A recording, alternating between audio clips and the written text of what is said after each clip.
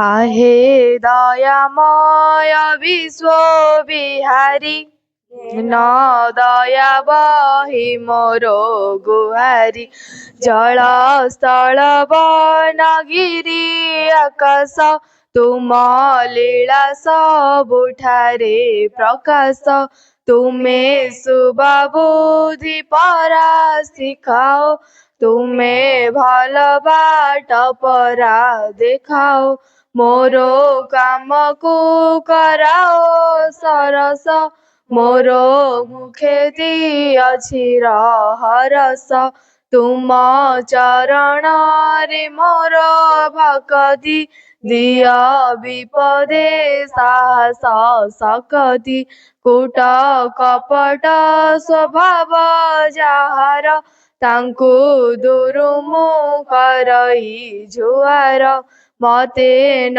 मिसाओ तांको साथीरे सदा रख साधु जन गतिरे दया विनय हेउ मो भूषण काहा मने मु न दिए कषण दुखी रखी तो सेवा कारणे बल दिय मोर कर चरणे सत कहबाकु किया डरिबी सत कही पछे मले मरिबी मते एतिकी शिखाओ साई हे मोरो धन जन लोड़ा नाही हे सर्वे भवन्तु सुखिनः सर्वे सन्तु निरामया सर्वे भद्राणि पश्यन्तु मा कश्चित् दुःखभाग् Om Shanti.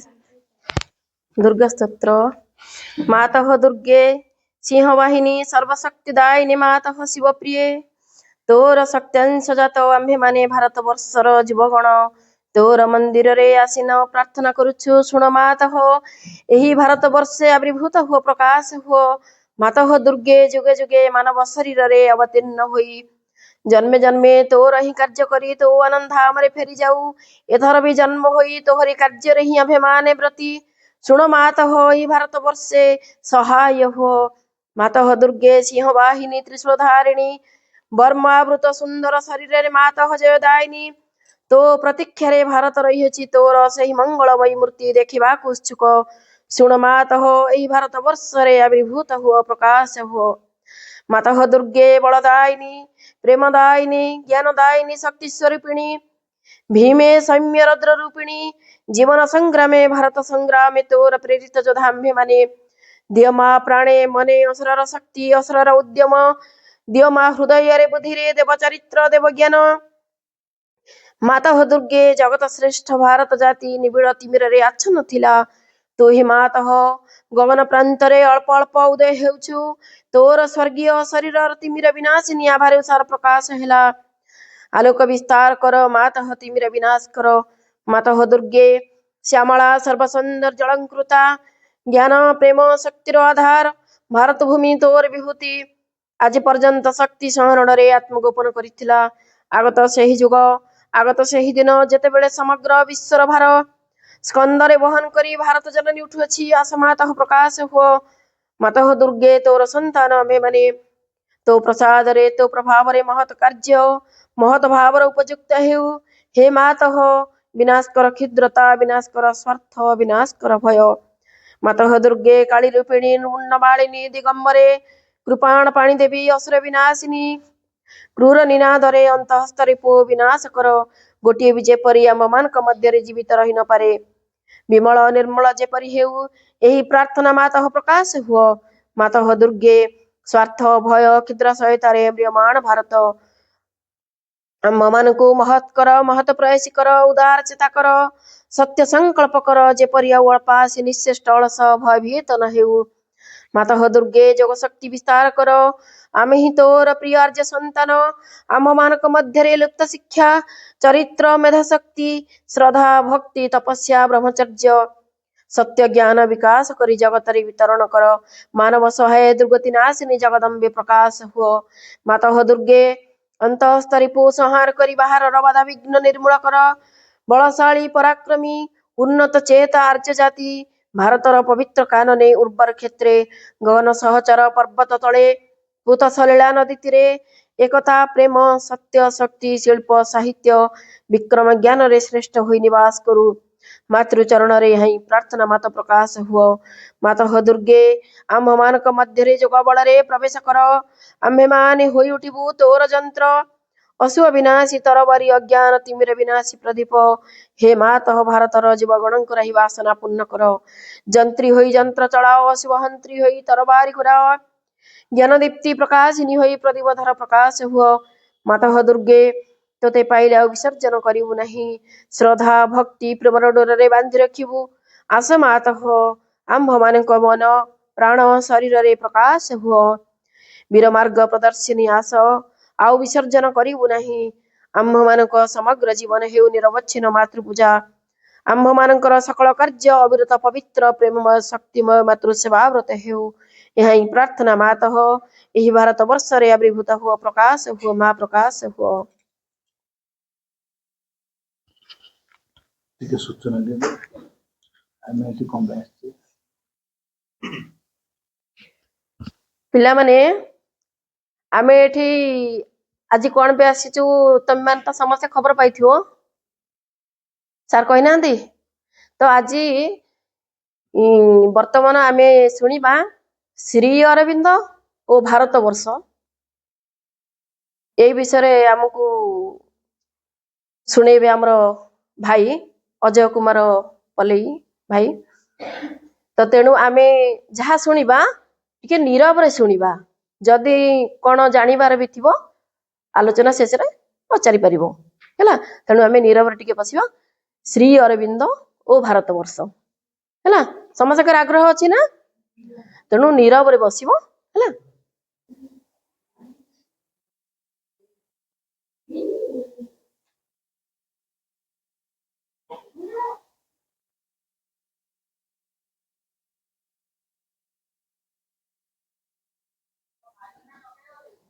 Pranam at the lotus feet of the Divine Mother. করুণাময় মা পরম প্রভু শ্রী অরবিন্দ মঞ্চাসীন অତିথି বৃন্ଦ ପୂଜ୍ୟ ଭାଇନା ଆଉ ମୋ ସମ୍ମୁଖରେ ଥିବା ଅତି ଆଦରର କୁନି କୁନି ଭାଇ ଓ ଭଉଣୀମାନେ, ଆମମାନଙ୍କୁ ଦେଖିଲା ପରେ ତ ମନରେ ପ୍ରଶ୍ନ ଉଠୁଥିବ ଏମାନେ କିଏ କୁଆଡେ ଆସିଛନ୍ତି ଆଜି କଣ କରିବେ? ପ୍ରଶ୍ନ ଉଠୁଛି କି ନାହିଁ? ନିହାତି ଆଜି ଆମକୁ ଆଉ ଦୀକ୍ଷା ଫିକ୍ଷା ଦେବେ କି? ଆମେ ଯାହା ମାଛ ମାଂସ ଟିକେ ଖାଉଥିଲା ଖାଇପାରିବୁନୁ, ଯାହା ଟିକେ ମନ ଇଚ୍ଛା କାମ କରୁଥିଲା ଆଉ କରିପାରିବୁନୁ। ଏଭଳିଆ ମନରେ ପ୍ରଶ୍ନ ଉଠିଲାଣି ନା? ହେଇନି ତ? ଭଲ, ସେଇଭଳିଆ ପ୍ରଶ୍ନ ଉଠିଲା ଆମ ପାଇଁ ବେଳ ଖରାପ। ଯାହା ହଉ ସାମ୍ନାରେ ଫଟୋ ଦେଖିଲଣି ନା? କେତେ ଜଣ ଜାଣିଛ ଏ ଫଟୋ କାହାର ବୋଲି? ହାତ ଦେଖିଲ। କେତେ ଜଣ ଜାଣିଛ ଏ ଫଟୋ କାହାର? ହଁ କଣ ଭାଇ? ଶ୍ରୀ ଅରବିନ୍ଦ ଏବଂ ଶ୍ରୀ ମାଙ୍କର ହେଲା। ବସ। ଏ ଫଟୋ ହଉଛି ଶ୍ରୀମା ଆଉ ଶ୍ରୀ ଅରବିନ୍ଦଙ୍କର। ଏମାନେ କିଏ, କାହିଁକି ସଂସାରକୁ ଆସିଛନ୍ତି, ଆଉ ଭାରତ ବର୍ଷ ପ୍ରତି ତାଙ୍କର ଅବଦାନ ସବୁ କଣ ଅଛି, ସଂସାରରେ ତାଙ୍କର କାର୍ଯ୍ୟଧାରା ସବୁ କେମିତି, ଆଉ ଆମେମାନେ ତାଙ୍କ ଆଦର୍ଶରେ କାହିଁକି ଅନୁପ୍ରାଣିତ ହବା, ଜୀବନକୁ କେମିତି ସମୃଦ୍ଧ କରିବା, ଏସବୁ କଥା ଉପରେ ମୁଁ ଆଜି ତମମାନଙ୍କୁ କିଛି ସମ୍ୟକ ସୂଚନା ଦେବି। କାହିଁକିନା ଗୋଟେ ଘଣ୍ଟା ଭିତରେ ତ ସବୁ କଥା କହିହବନି, ସବୁଆଡୁ ଟିକେ ଟିକେ କିଛି ସମ୍ୟକ ଧାରଣା ଦେବି।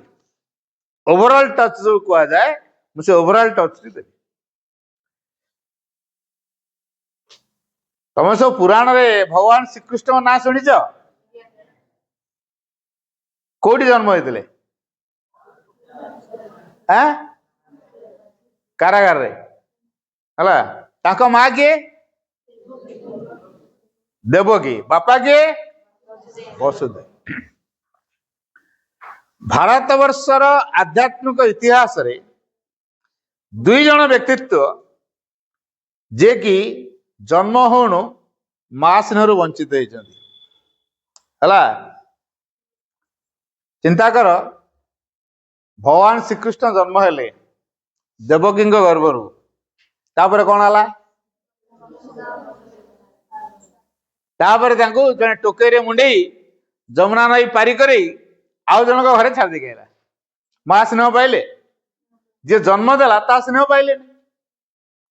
ଠିକ ସେଇଭଳି ଭାରତ ବର୍ଷର ଆଉ ଜଣେ ବ୍ୟକ୍ତିତ୍ବ କଲିକତାରେ ଜନ୍ମ ହେଇଥିଲେ। ଜନ୍ମ ହେଲା ପରେ ତାଙ୍କର ବାପା, ଯିଏ କି ଜଣେ ଭଲ ଡାକ୍ତର, ନାମୀ ଡାକ୍ତର ହେଲା, ତାଙ୍କ ନାଁ ହଉଛି ଡକ୍ଟର କୃଷ୍ଣଧନ ଘୋଷ। କଣ ନାଁଟା କହିଲି? ଡକ୍ଟର କୃଷ୍ଣଧନ ଘୋଷ। ସିଏ କଣ କଲେ, ଏଇ ଯୋଉ ଶ୍ରୀ ଅରବିନ୍ଦ ଜନ୍ମ ହେଲା ପରେ କାଳେ ତାଙ୍କର ଯିଏ ମା, ତାଙ୍କ ନାଁ ହଉଛି ସ୍ୱର୍ଣ୍ଣଲତା ଦେବୀ।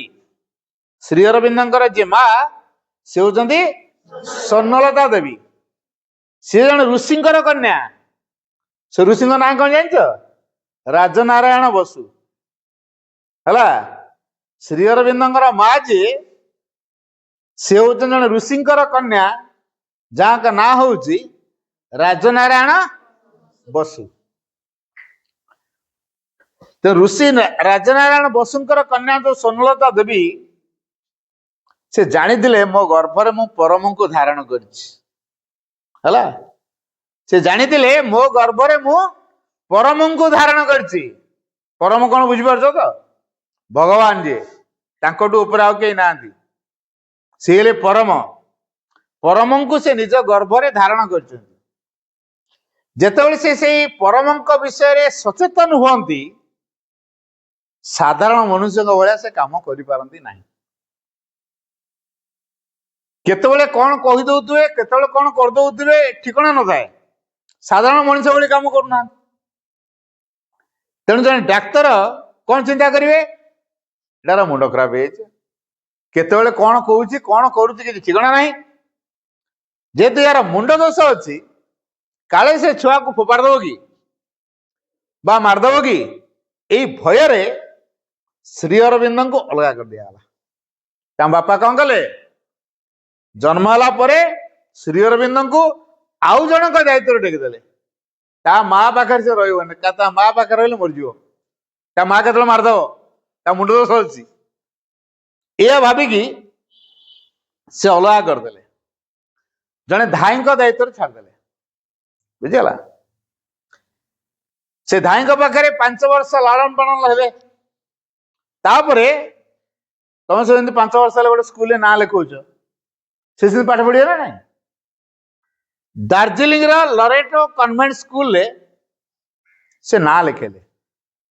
2 ବର୍ଷ ସେଠି ପାଠ ପଢିଲେ। ଏଇ 7 ବର୍ଷ ବୟସ ଯେତେବେଳେ ହେଇଥାଏ, ତାଙ୍କ ଭିତରକୁ ଗୋଟେ अलग आलोक आसुला से जानी गोटे महान शक्ति मो माध्यम काम कर शक्तिटा कौन कहीं काम कर मत कहीं अलग अलग लगुच मु जानी पारनी एक कथा अनुभव करते श्री अरविंद है केते वर्ष बयस 7 वर्ष बयस तांकर बापा जेतु बिलात पाठ पढ़ी आसछंती तेणु चिंता करते मो पिला को मु बड़ ऑफिसर बनैबी है बड़ ऑफिसर माने कोटा बड़ ऑफिसर हेतिबो कहलो सेते बड़र सबुठु बड़ ऑफिसर होची आईसीएस ऑफिसर आजिकल आमे जोडा कहछ IAS Indian administrative service collector जो होउछन हला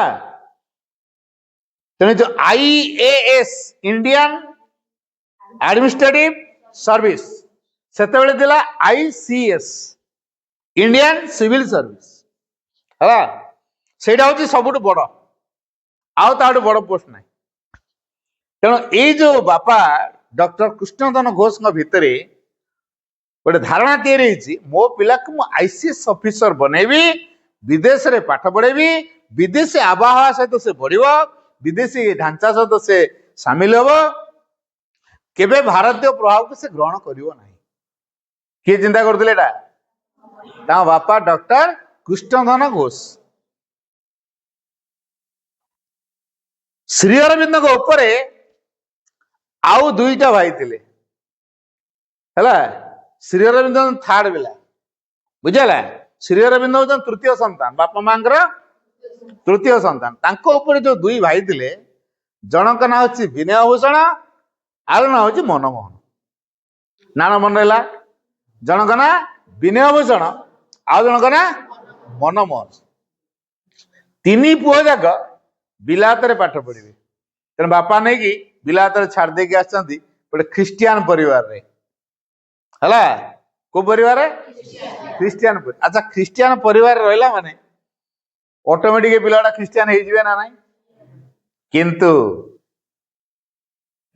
से माने जो ज्ञानी गुणी लोक क्या को जबरदस्त को धर्म भितर बांधिबा तांकर इच्छा नथिला तेणु श्री अरविंद से ख्रिस्टियन करे ना कि भाई मान ख्रिस्टियन करे ना किंतु रोचंती पढ़ुचंती पाठ पढ़ुचंती खाया पीवा दौरान देह पा भल मंद सब बुझुचंती किंतु ख्रिस्टियन करे ना हला दुई भाई स्कूल ना लिखेले ये 7 वर्ष गले आ स्कूल ना लिखुना 3 वर्ष पार हो गला कौन करथुले ताले 3 वर्ष आरो दुई भाई जाक पाठ पढ़ले किंतु श्री अरविंद पाठ पढ़ले नहीं 3 वर्ष पर्यंत कौन करुले ताले जो ख्रिस्टियन परिवार से रहिले तांकर गोटे बड़ लाइब्रेरी अच्छी हला से लाइब्रेरी बहुत प्रकार बही अच्छी से ख्रिस्टियन दंपति जे माँ हेबे श्री अरविंद जेजेमा जेजेमा बोली डाकती जेजेमा को धरिकी से कौन कह लाइब्रेरी बसती जोटा बुझी न पारती पढ़ी न पारती जेजेमा को पचारती मन इच्छा बही बाहर करती पढ़ती एमती लाइब्रेरी जिते बही थिला 3 वर्ष भितर पढ़ दौले बही तक छाड़देले है केते बयस तार बयस के 7 रु 10 ये 10 वर्ष 7 रु 10 3 वर्ष यार भीतर लाइब्रेरी जतक बही सब से पढ़ी पकेले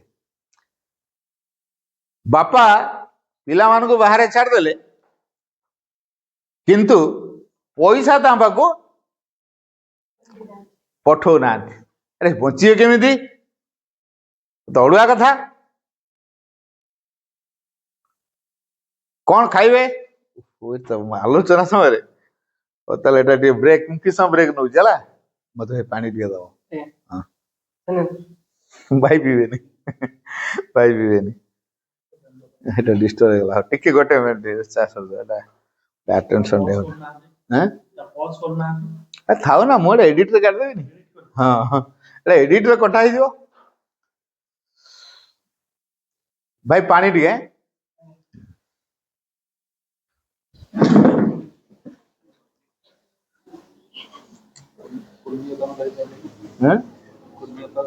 କୁନିବା ଆସିଥାନ୍ତେ ତାଙ୍କର ତ ଏମିତି ବାଇକରେ ଆସିବା ଭଳିଆ ଫୋର ହ୍ୱିଲର ହେଇଥିଲେ ସେ ଆସିଥାନ୍ତେ ତାଙ୍କୁ ଆଣିଥାନ୍ତେ। କ୍ୱାଇଟ୍ କ୍ୱାଇଟ୍ ଶୁଣ ଯେତେ ନୀରବ ରହିବ। ବର୍ତ୍ତମାନ ଏଠି ମା ଶ୍ରୀ ଅରବିନ୍ଦ ଅଛନ୍ତି। ଏଠି ଗୋଟେ ଦିବ୍ୟ ପ୍ରଭାବ ବର୍ତ୍ତମାନ କାର୍ଯ୍ୟକାରୀ ହଉଛି। ଦିବ୍ୟ ଶକ୍ତିଟିଏ ପରିସର ଭିତରେ କାମ କରୁଛି, ବୁଝିହଉଛି। ତେଣୁ ମୋଟେ ଆଟେନସନ ଡାଇଭର୍ଟ କରନି। ତମ ପାଇଁ ଆଜି ବଡ ସୌଭାଗ୍ୟର କଥା ଯେ ତମ ଅନୁଷ୍ଠାନରେ ଆଜି ଶିକ୍ଷାନୁଷ୍ଠାନରେ ଆଜି ମା ଶ୍ରୀଙ୍କ କଥା ଆଲୋଚନା ହଉଛି। ସବୁ ଅନୁଷ୍ଠାନ ଏଟା ହେଇପାରେ ନାହିଁ, ବୁଝିଲା। ଯୋଉ ପିଲାମାନଙ୍କର ଭାଗ୍ୟ ଉଜ୍ଜଳ ସେମାନେ ଏଇ ମା ଶ୍ରୀ ଅରବିନ୍ଦଙ୍କ ସାନ୍ନିଧ୍ୟରେ ଆସିବେ, ସବୁ ଆସିପାରିବେନି।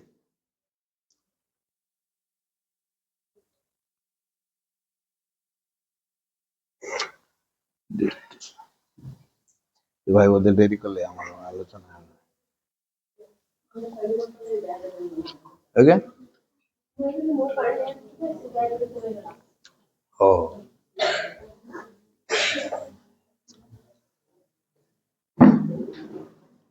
ମୁଁ କେତେବେଳେ ଜୀବନ୍ତ ଘଟଣା ସବୁ କହିବି, ରୋମ ଟାଙ୍କୁରି ଉଠିବ। ଶ୍ରୀ ଅରବିନ୍ଦଙ୍କର କାର୍ଯ୍ୟଧାରାର କେତେବେଳେ ରୋମ ଟାଙ୍କୁରା କଥା ମୁଁ କହିବି। ଆଟେଣ୍ଡିବଲି ଖାଲି ବସ, ତାପରେ ତ କହ ମୁଁ ଏଇନା AK-47 ଧରି ପାକିସ୍ତାନ ଫାୟାରିଂ କରିବି, ନହେଲେ ଯାଇକି ବୋମା ପକେଇ ଦେଇ ପଳେଇ ଆସିବି ଆଉ।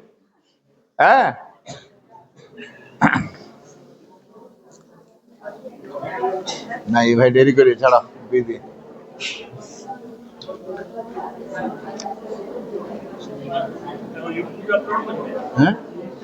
ହଁ ୟୁଟ୍ୟୁବ ଦିଆଯିବ, ଏଇଟା ୟୁଟ୍ୟୁବ ଦିଆଯିବ। ମୁଁ ଦେଇଦେବି ଗଲାବେଳେ ଆଇଡିଟା ଦେଇଦେବି, ଦ ଫ୍ଲେମିଂ ପାଇନିୟର୍ସ ମୁଁ ଆଇଡିଟା ଦେଇଦେବି, ଦେଖିବେ ଆଉ।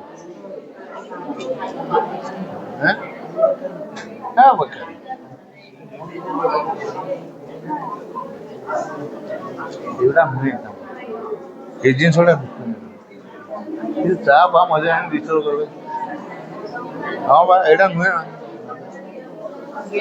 ହଁ ଭାଇ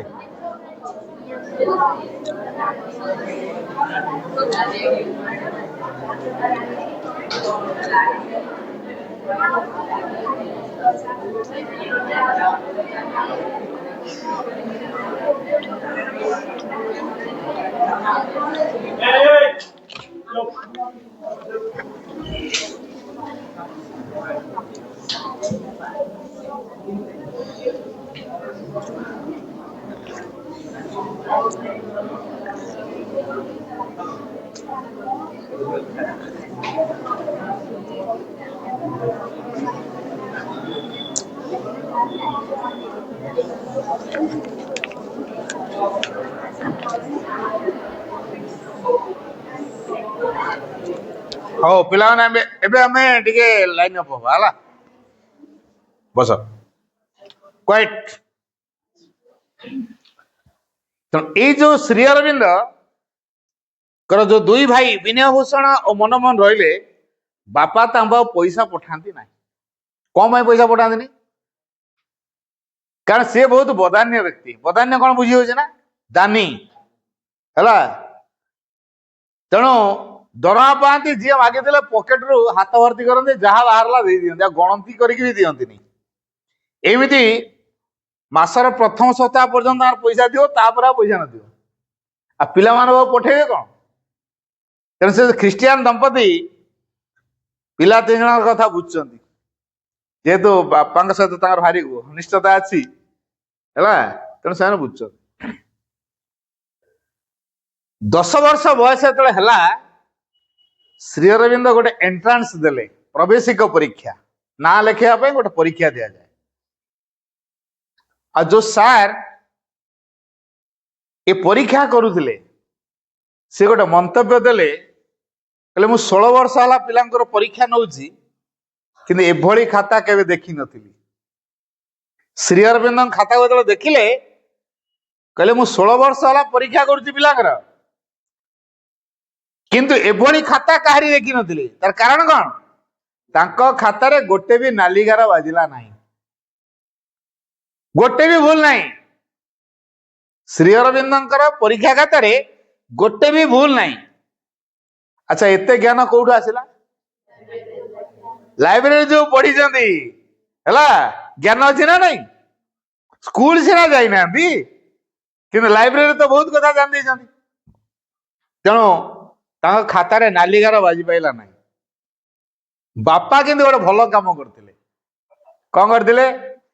ପିଲାମାନଙ୍କ ପାଖକୁ ସିନା ପଇସା ପଠାନ୍ତି ନାହିଁ କିନ୍ତୁ ଚିଠି ପଠାନ୍ତି। ଭାରତୀୟ ମାନଙ୍କର ଦୁର୍ଦ୍ଦଶା, ବ୍ରିଟିଶ ମାନେ କେମିତି ଅତ୍ୟାଚାର କରୁଛନ୍ତି ପେପରରେ ବାହାରେ, ମାଗାଜିନରେ ବାହାରେ, ତାର କଟପିସ୍ ଲଫାଫା ଭିତରେ ଭର୍ତ୍ତି କରିଦିଅନ୍ତି, ପୁଅ ପାଖକୁ ପଠାନ୍ତି। ଶ୍ରୀ ଅରବିନ୍ଦ ସେଇଟା ପଢନ୍ତି। ମୋ ଭାରତ ମା ଉପରେ ବ୍ରିଟିଶ ମାନେ ଏମିତି ଅତ୍ୟାଚାର କରୁଛନ୍ତି, ମୁଁ କୌଣସି ପ୍ରକାରେ ମୋ ଭାରତ ମାକୁ ମୁଁ ଉଦ୍ଧାର କରିବି। ହେଲା, ବୟସ ସେତେବେଳେ କେତେ? 10। ହେଲା, 10 ବର୍ଷ ବୟସରୁ ତାଙ୍କ ଭିତରେ ଦେଶ ପ୍ରେମର ଭାବ ଜାଗ୍ରତ ହେଲାଣି। 11 ବର୍ଷ ବୟସରେ ସେ ଦେଖିଲେ, ଅନୁଭବ କଲେ ଯେ ମତେ ଗୋଟେ ମହାନ କାର୍ଯ୍ୟ କରିବାର ଅଛି। ହେଲେ ସେ ମହାନ କାମଟା କଣ, ଯାହା ପୃଥିବୀରେ ଆଗରୁ ଏମିତି କେହି କରିନାହାନ୍ତି? ସେଇ କାମଟା ହେଲା ଭାରତ ମାର ମୁକ୍ତି। ହେଲା, ତେଣୁ ଯୋଉ ପିଲା ଭିତରେ 10 ବର୍ଷ ବୟସରୁ ଭାରତ ମାର ମୁକ୍ତି ପାଇଁ ଭାବଧାରା ତିଆରି ହେଲାଣି, ବଡ ହେଲେ ସେ କଣ ହବ ଚିନ୍ତା କଲ ଟିକେ? ଦେଶପ୍ରେମ ହବ କି ନାହିଁ? ତାପରେ ସେଇ ପିଲା ସଂକଳ୍ପ ନେଲା, ମୁଁ ବ୍ରିଟିଶ ମାନଙ୍କ ଅଧୀନରେ ଚାକିରି କରିବି ନାହିଁ, ତାଙ୍କ ପାଖରେ ମୁଣ୍ଡ ନୁଆଇବି ନାହିଁ, ତାଙ୍କ କଥାରେ ଜି ହଁ କହିବି ନାହିଁ, ତାଙ୍କୁ ମୁଁ ତୋର ଜବାବ ଦେବି, ଭାରତ ମାକୁ ମୁକ୍ତ କରିବି, ଭାରତରୁ ତାଙ୍କୁ ବିତାଡ଼ିତ କରିବି। ଏଇ ଭାବଧାରା ଶ୍ରୀ ଅରବିନ୍ଦଙ୍କ ଭିତରେ ପିଲାଦିନୁ ତିଆରି ହେଲାଣି। ସେ ଦେଖିଲେ କିଛି ଭାରତୀୟ ମାନେ ସେ ବିଲାତରେ ପାଠ ପଢୁଛନ୍ତି। ହେଲା, ତାଙ୍କର ଗୋଟେ ସଂଘ ଅଛି, ସେ ସଂଘର ନାଁ ହଉଛି ଇଣ୍ଡିଆନ ମଜଲିସ। ସେ ସଂଘର ନାଁ କଣ? ଇଣ୍ଡିଆନ ମଜଲିସ। ସେ ଇଣ୍ଡିଆନ ମଜଲିସ ସଂଘକୁ ଗଲେ, ଦେଖିଲେ 50ରୁ ଅଧିକ ପିଲା ଅଛନ୍ତି, ଭାରତୀୟ ପିଲା। ତାଙ୍କୁ ଯାଇ କହିଲେ, ବିଦେଶୀ ଖାନା ଖାଇ ନିଜ ମାକୁ ଭୁଲିଗଲ, ଏଇଭଳିଆ ମାତୃ ସନ୍ତାନ ତମ ମାନେ, ଦେଖ ତମରି ଭଳି ପିଲାମାନଙ୍କୁ। ହଠାତ୍ ଆସିକି ଯଦି ଏଇ ପ୍ରକାର କଟୁକ୍ତି କଥା କହିବ, ସବୁ ଆଶ୍ଚର୍ଯ୍ୟ ହେଇଯିବେ କି ନାହିଁ, କିଏ ଆମକୁ କଣ ଏମିତି କଥା କହିଲାଣି? ହେଲା, ବିଦେଶୀ ଖାନା ଖାଇ ନିଜ ମାକୁ ଭୁଲିଗଲ, ଏଇଭଳିଆ ମାତୃ ସନ୍ତାନ ତମେ, ଠିକ ତମରି ଭଳି ମାତୃ ସନ୍ତାନକୁ। ଏତିକି କଥା ଯେତେବେଳେ କହିଦେଲେ, ତାଙ୍କ ଭିତରେ ଗୋଟେ ଉର୍ଜା ତିଆରି ହେଇଗଲା। କିଏ ସେ, ଆମକୁ ଏମିତି କଥା କଣ କହୁଛି? ତାପରେ ସେ ନିଜର ପରିଚୟ ଦେଲେ ଏବଂ ଯୋଉ ପିଲାମାନେ ପ୍ରକୃତରେ ଭାରତ ମା ପାଇଁ କାମ କରିବା ପାଇଁ ଆଗ୍ରହୀ, ନିଃସ୍ୱାର୍ଥପର ଭାବରେ, ସେମାନଙ୍କୁ ନେଇ ଗୋଟେ ସଂଘ ତିଆରି କରିଦେଲେ। ବୟସ କେତେ ବୁଝିପାରୁଛ ତ? ତାଙ୍କର ଅର୍ଗାନାଇଜିଂ କାପାସିଟି କେମିତିକା? ତେଣୁ ଛୋଟ ପିଲା ବେଳ ଠାରୁ ସେ ପିଲାମାନଙ୍କୁ ଅର୍ଗାନାଇଜ କରି ସଂଘ ତିଆରି କରିଦେଲେଣି। ତା ନାଁ ଦିଆଯାଇଥିଲା ଲୋଟସ୍ ଆଣ୍ଡ ଡ୍ରାଗନ। ସେ ସଂଘର ନାଁ କଣ? Lotus and dragon. ତାର କାମ କଣ? ଭାରତ ମା ପାଇଁ କାର୍ଯ୍ୟ କରିବା ନିଃସ୍ୱାର୍ଥପର ଭାବରେ। ହେଲା, ଇଂରେଜ ମାନଙ୍କର ଗୋଲାମୀଗିରି କରିବା ନୁହେଁ, ଚାକିରି ବୃତ୍ତି କରିବା ନୁହେଁ, ଭାରତ ମା ପାଇଁ ଯୋଗ୍ୟ ହବା, ଭାରତ ମାକୁ ଉଦ୍ଧାର କରିବା। ଏଇ ଭାବଧାରା ଶ୍ରୀ ଅରବିନ୍ଦ ତାଙ୍କ ଭିତରେ ଜାଗ୍ରତ କରିଦେଲେ। ହେଲା, ବାପା ପଇସା ପଠେଇ ପାରୁନାହାନ୍ତି, କପେ ଚା 2 ପିସ୍ ବେକନ ଖାଇକି ରହୁଛନ୍ତି, ହଳେ ଡ୍ରେସରେ ଶୀତ କାକର ସବୁ ସହୁଛନ୍ତି। ତମେ ପାରିବ ତ? ଗୋଟେ ଟାଇମ ଯଦି ଖାଇବା ବନ୍ଦ କରିଦେଇଛନ୍ତି, ଘରେ ଟିଭି ଭାଙ୍ଗି ହେଇଯିବ, ସେ ମୋବାଇଲ ଫୋନ କାଚିକି ଭାଙ୍ଗି ଦିଏ, ବାସନ କୁସନ ଭାଙ୍ଗି ଫୋପଡ଼ା ଫୋଡ଼ି କରି କଣ କଣ କରିଦବଣି। ସତନା ମିଛ? ଗୋଟେ ଟାଇମ ଖାଲି ଖାଇବା ବନ୍ଦ ହେଇଗଲେ, ଯଦି ଗୋଟେ ବେଳା ଖାଇବା ବନ୍ଦ କରିଦେଇଛନ୍ତି ଘରେ ରାଗିକି ଗଲା, ତାପରେ ସେ କ୍ରିକେଟ ବଲ ମାରିକି ଟିଭି ଭଙ୍ଗା ହେଇଯାଇଥିବ, ବଲ ଭାଙ୍ଗା ହେଇଥିବ, ବାରଲାଇଟ ଭଙ୍ଗା ହେଇଥିବ, ବାସନ କୁସନ ଫୋପଡ଼ା ହେଇଥିବ, ଆଉ କଣ କଣ ଖାତା ବହି ଚିନ୍ନପତ୍ର କରିଦେଇ ନାନା ସ୍ଥାନ ଘର ସତେ ତ ଲଙ୍କାଗଡ଼ ଧ୍ୱଂସ କରାଯାଇଛି। ଆଉ ବୁଝିଲା, এইଭଳି ଭାବଧାରା ଆମ ଭିତରେ ତିଆରି ହେଇଯାଏ, ସତ କି ନାହିଁ?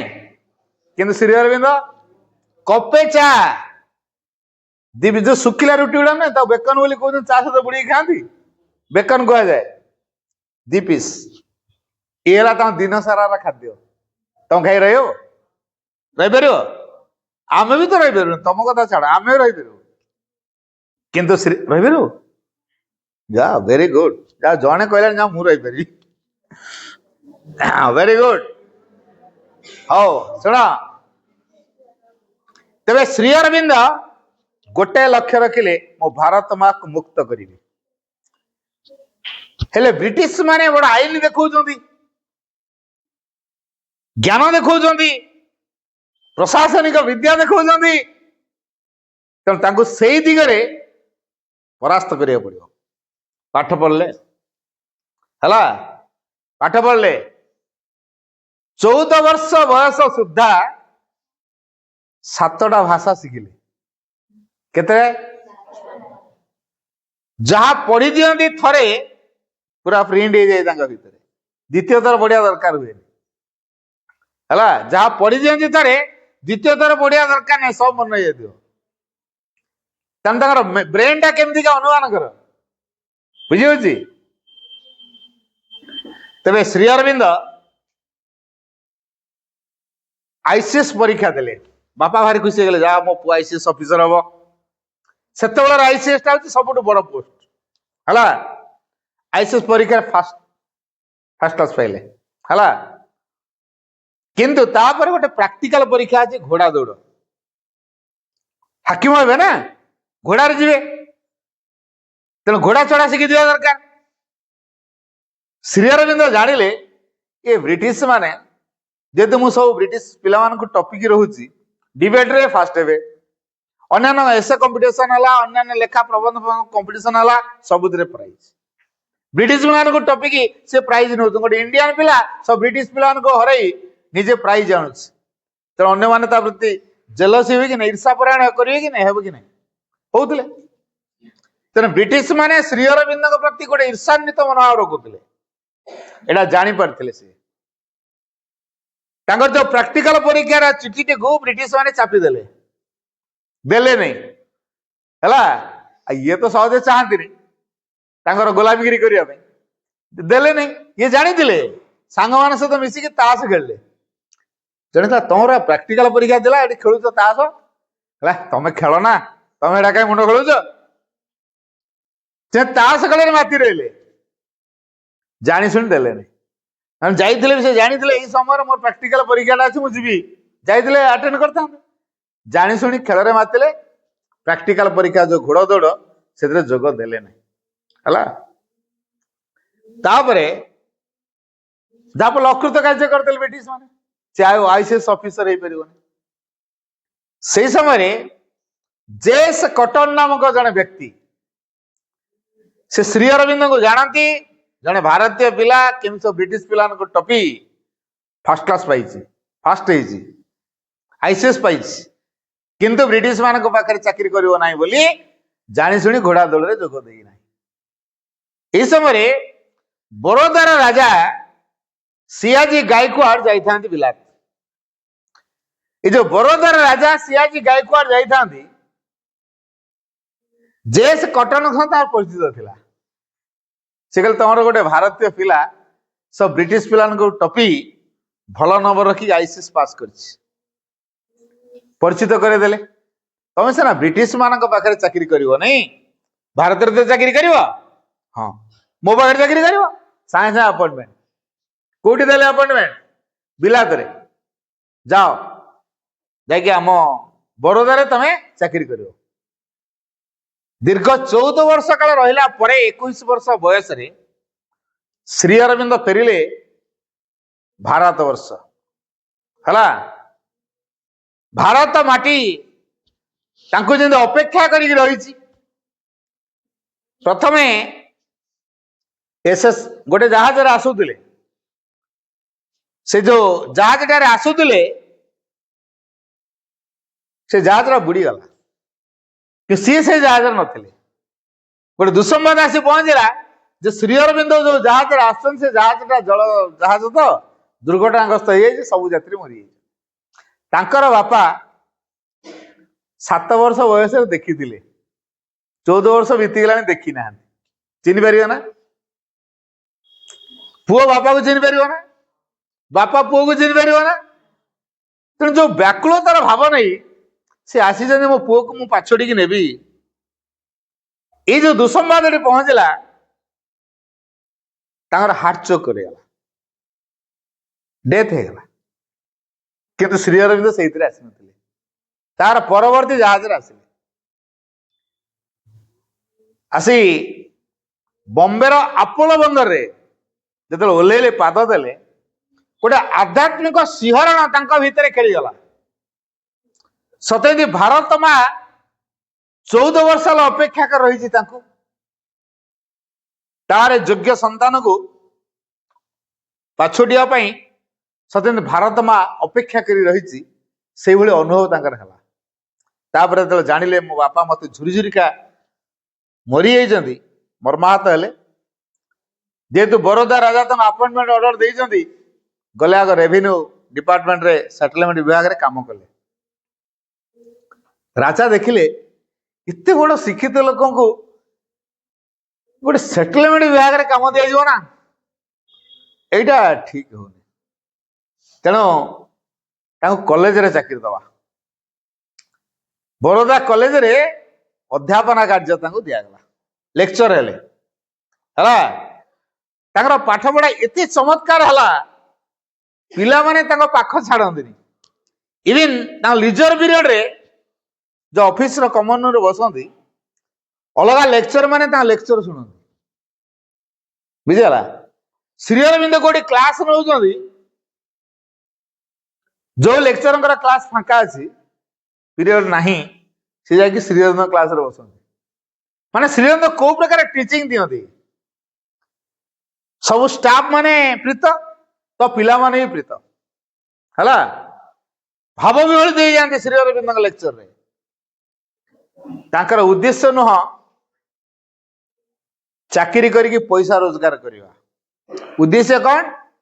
ଭାରତ ମାକୁ ସ୍ୱାଧୀନ କରିବା। ତେଣୁ କିଛି ତରୁଣ ମାନଙ୍କୁ ୟାର ଭିତରେ ତିଆରି କରିବା, ଯୋଉମାନେ ଦେଶ ପାଇଁ କାମ କରିବେ।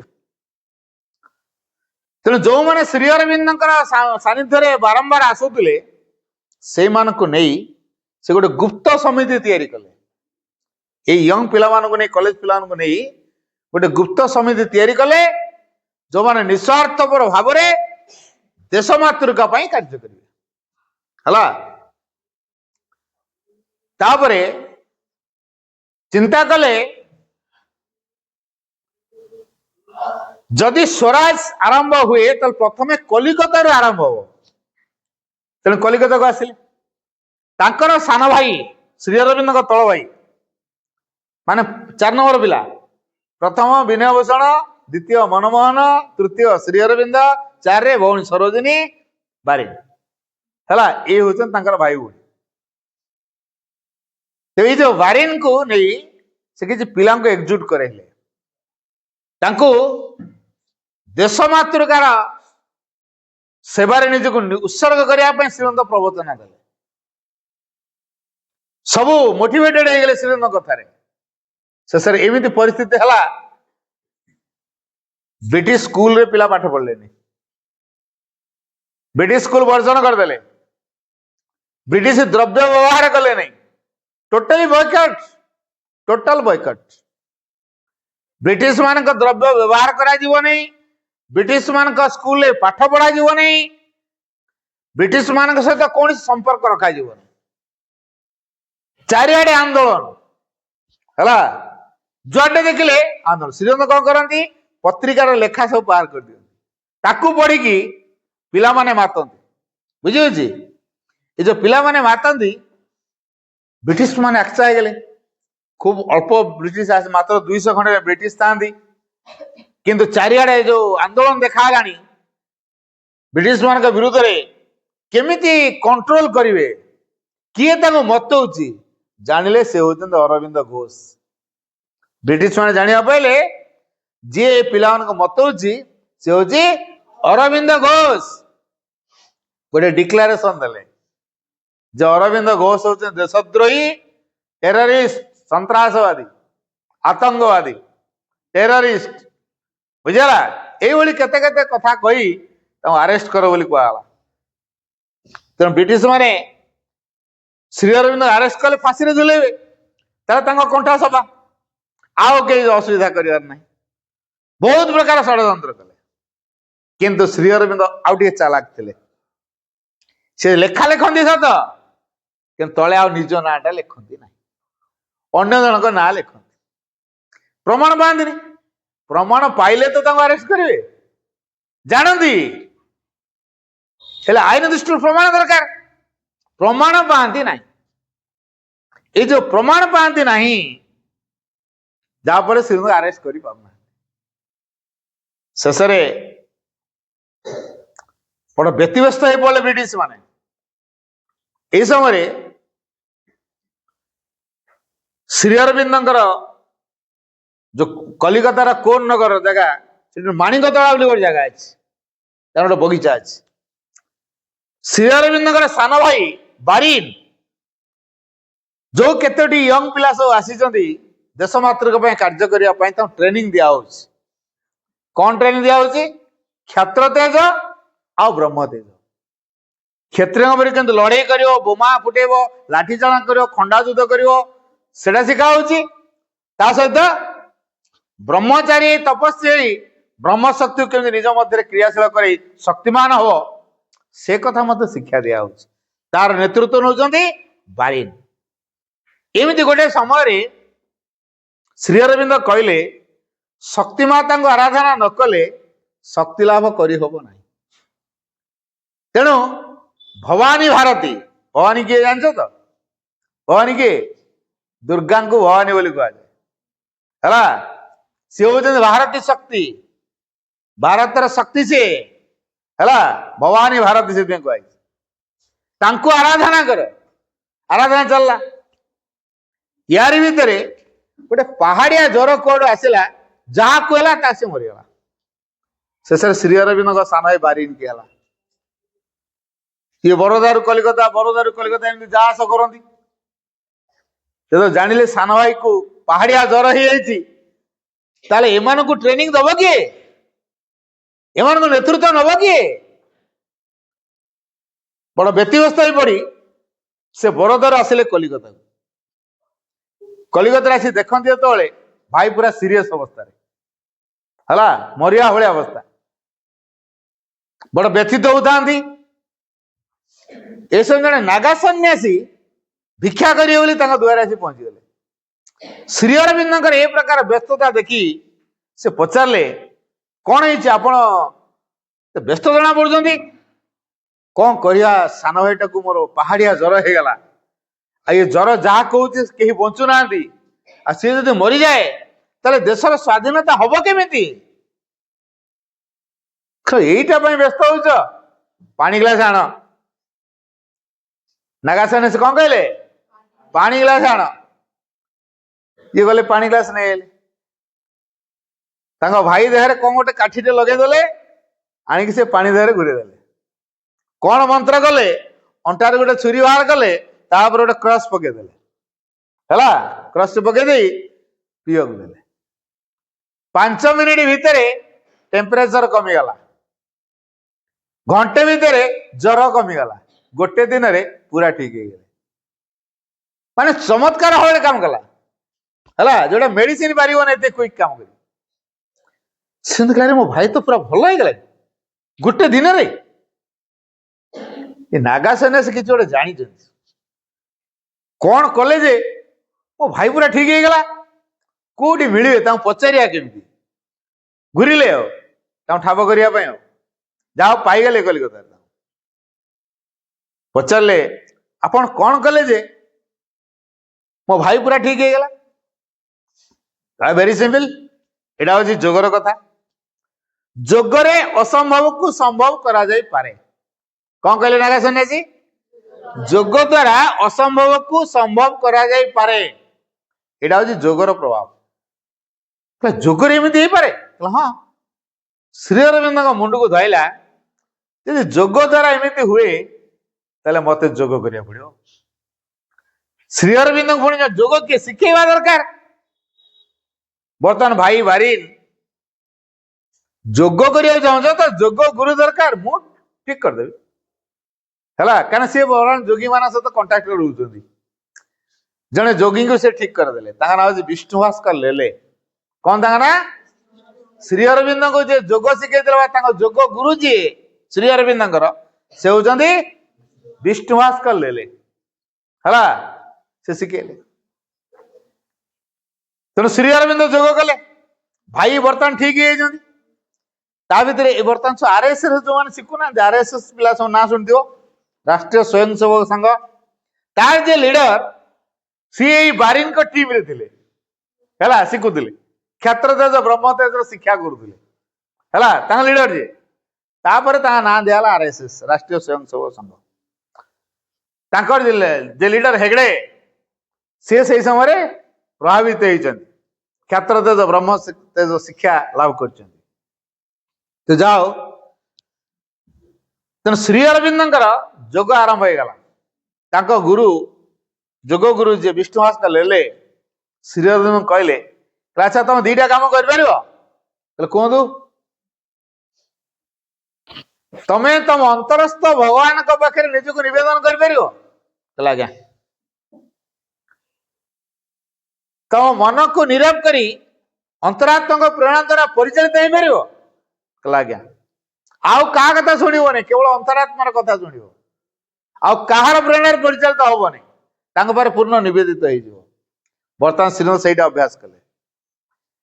এই ଦିଟା କାମ, ଅନ୍ତରରୁ ଭଗବାନଙ୍କ ପ୍ରେରଣା ଦ୍ୱାରା ପରିଚାଳିତ ହବା, ଅନ୍ତରରେ ଭଗବାନ ପାଖରେ ନିଜକୁ ନିବେଦନ କରିବା, ଏ ଦିଟା କାମକୁ ଆଚିଭ କରିବା ପାଇଁ ବିଷ୍ଣୁ ଭାସ୍କର ଲେଲେଙ୍କୁ ଲାଗିଥିଲା 10 ବର୍ଷ। କିନ୍ତୁ ଶ୍ରୀ ଅରବିନ୍ଦଙ୍କୁ only 2 days। କେତେ ଦିନ? only 2 days। 2 ଦିନରେ ସେ ଏତକ ହାସଲ କରିଦେଲେ। ବୁଝି ହଉଛି? ତାପରେ ଦେଖିଲେ ଶ୍ରୀ ଅରବିନ୍ଦ ତ ପୁରା ଅଦ୍ଭୁତ ପ୍ରକାର କାମ କରିଦଉଛନ୍ତି। ପ୍ରାଣାୟାମ କରିଛନ୍ତି, ସ୍ୱାସ୍ଥ୍ୟର ପରିବର୍ତ୍ତନ ହେଇଛି, ମେମୋରି ପାୱାର ଡେଭଲପ ହେଇଛି। କିନ୍ତୁ ଯେହେତୁ ତାଙ୍କୁ ବାରମ୍ବାର ଯିବା ଆସିବା କରିବାକୁ ପଡେ, ପ୍ରାଣାୟାମଟା ଗୋଟେ ନିର୍ଦ୍ଦିଷ୍ଟ ଟାଇମ ଦରକାର, ଆଉ ନିର୍ଦ୍ଦିଷ୍ଟ ଗୁରୁଙ୍କର ପ୍ରେରଣା ଦରକାର। ନିର୍ଦ୍ଦିଷ୍ଟ ଟାଇମ ଦରକାର, ନିର୍ଦ୍ଦିଷ୍ଟ ଗୁରୁଙ୍କର ପ୍ରେରଣା ଦରକାର। ଏ ଦିଟା ତାଙ୍କର ଏପଟ ସବୁ ଯେହେତୁ ହେଲା, ପ୍ରାଣାୟାମ ଛାଡ଼ିଦେଲେ, କିନ୍ତୁ ଉପକୃତ ହେଇଛନ୍ତି। ଗୋଟାଏ କଥା ଜାଣିଲେ ଯେ ମୁଁ ଅନ୍ତରର ଭଗବାନଙ୍କ ପ୍ରେରଣା ଦ୍ୱାରା ପରିଚାଳିତ ହେବି, ୟା ବ୍ୟତୀତ କାହା କଥା ଆଉ ଶୁଣିବିନି। ତେଣୁ କାହା କଥା ସେ ଶୁଣନ୍ତିନି। ତେଣୁ କିଛି ୟଙ୍ଗ ପିଲା ମାତିକିରି ଶ୍ରୀ ଅରବିନ୍ଦଙ୍କ ସହିତ ଭାରତର ମୁକ୍ତି ପାଇଁ କାର୍ଯ୍ୟ କରୁଛନ୍ତି। ତା ଭିତରେ 15 ବର୍ଷର ଗୋଟେ ପିଲା, ତା ନାଁ ହଉଛି ସୁଶୀଲ ସେନ। ଓହୋ, ୟା ଭିତରେ କିଏ ଗୋଟେ ସୁଶୀଲ ବୋଧ ଅଛି, ସବୁ ତା ଆଡକୁ ଅନେଇଲେଣି ଆଉ। ହଉ ହଉ, ହେଲା, ଭଲ ହେଲା, ଠିକ ଅଛି। ଏଇ ଯୋଉ ସୁଶୀଲ ସେନ ଥରେ ତାଙ୍କର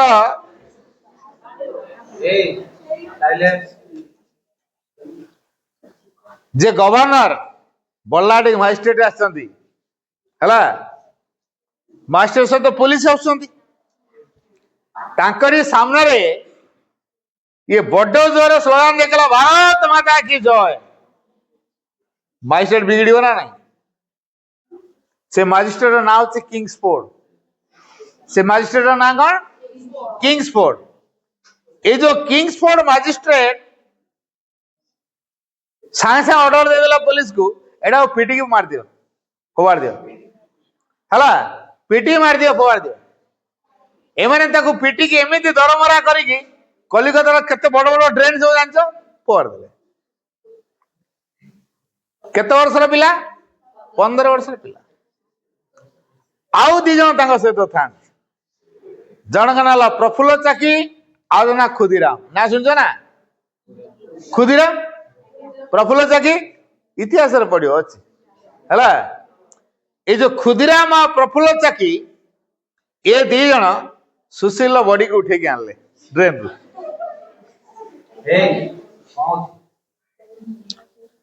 सुशील आड़े एते इंटरेस्टेड हवा दरकार नहीं निजे सुशील सेन भाया हुआ से देश कौन कौन करदेला तुम सब कर ताकू अनेक हसियार किसी कारण नहीं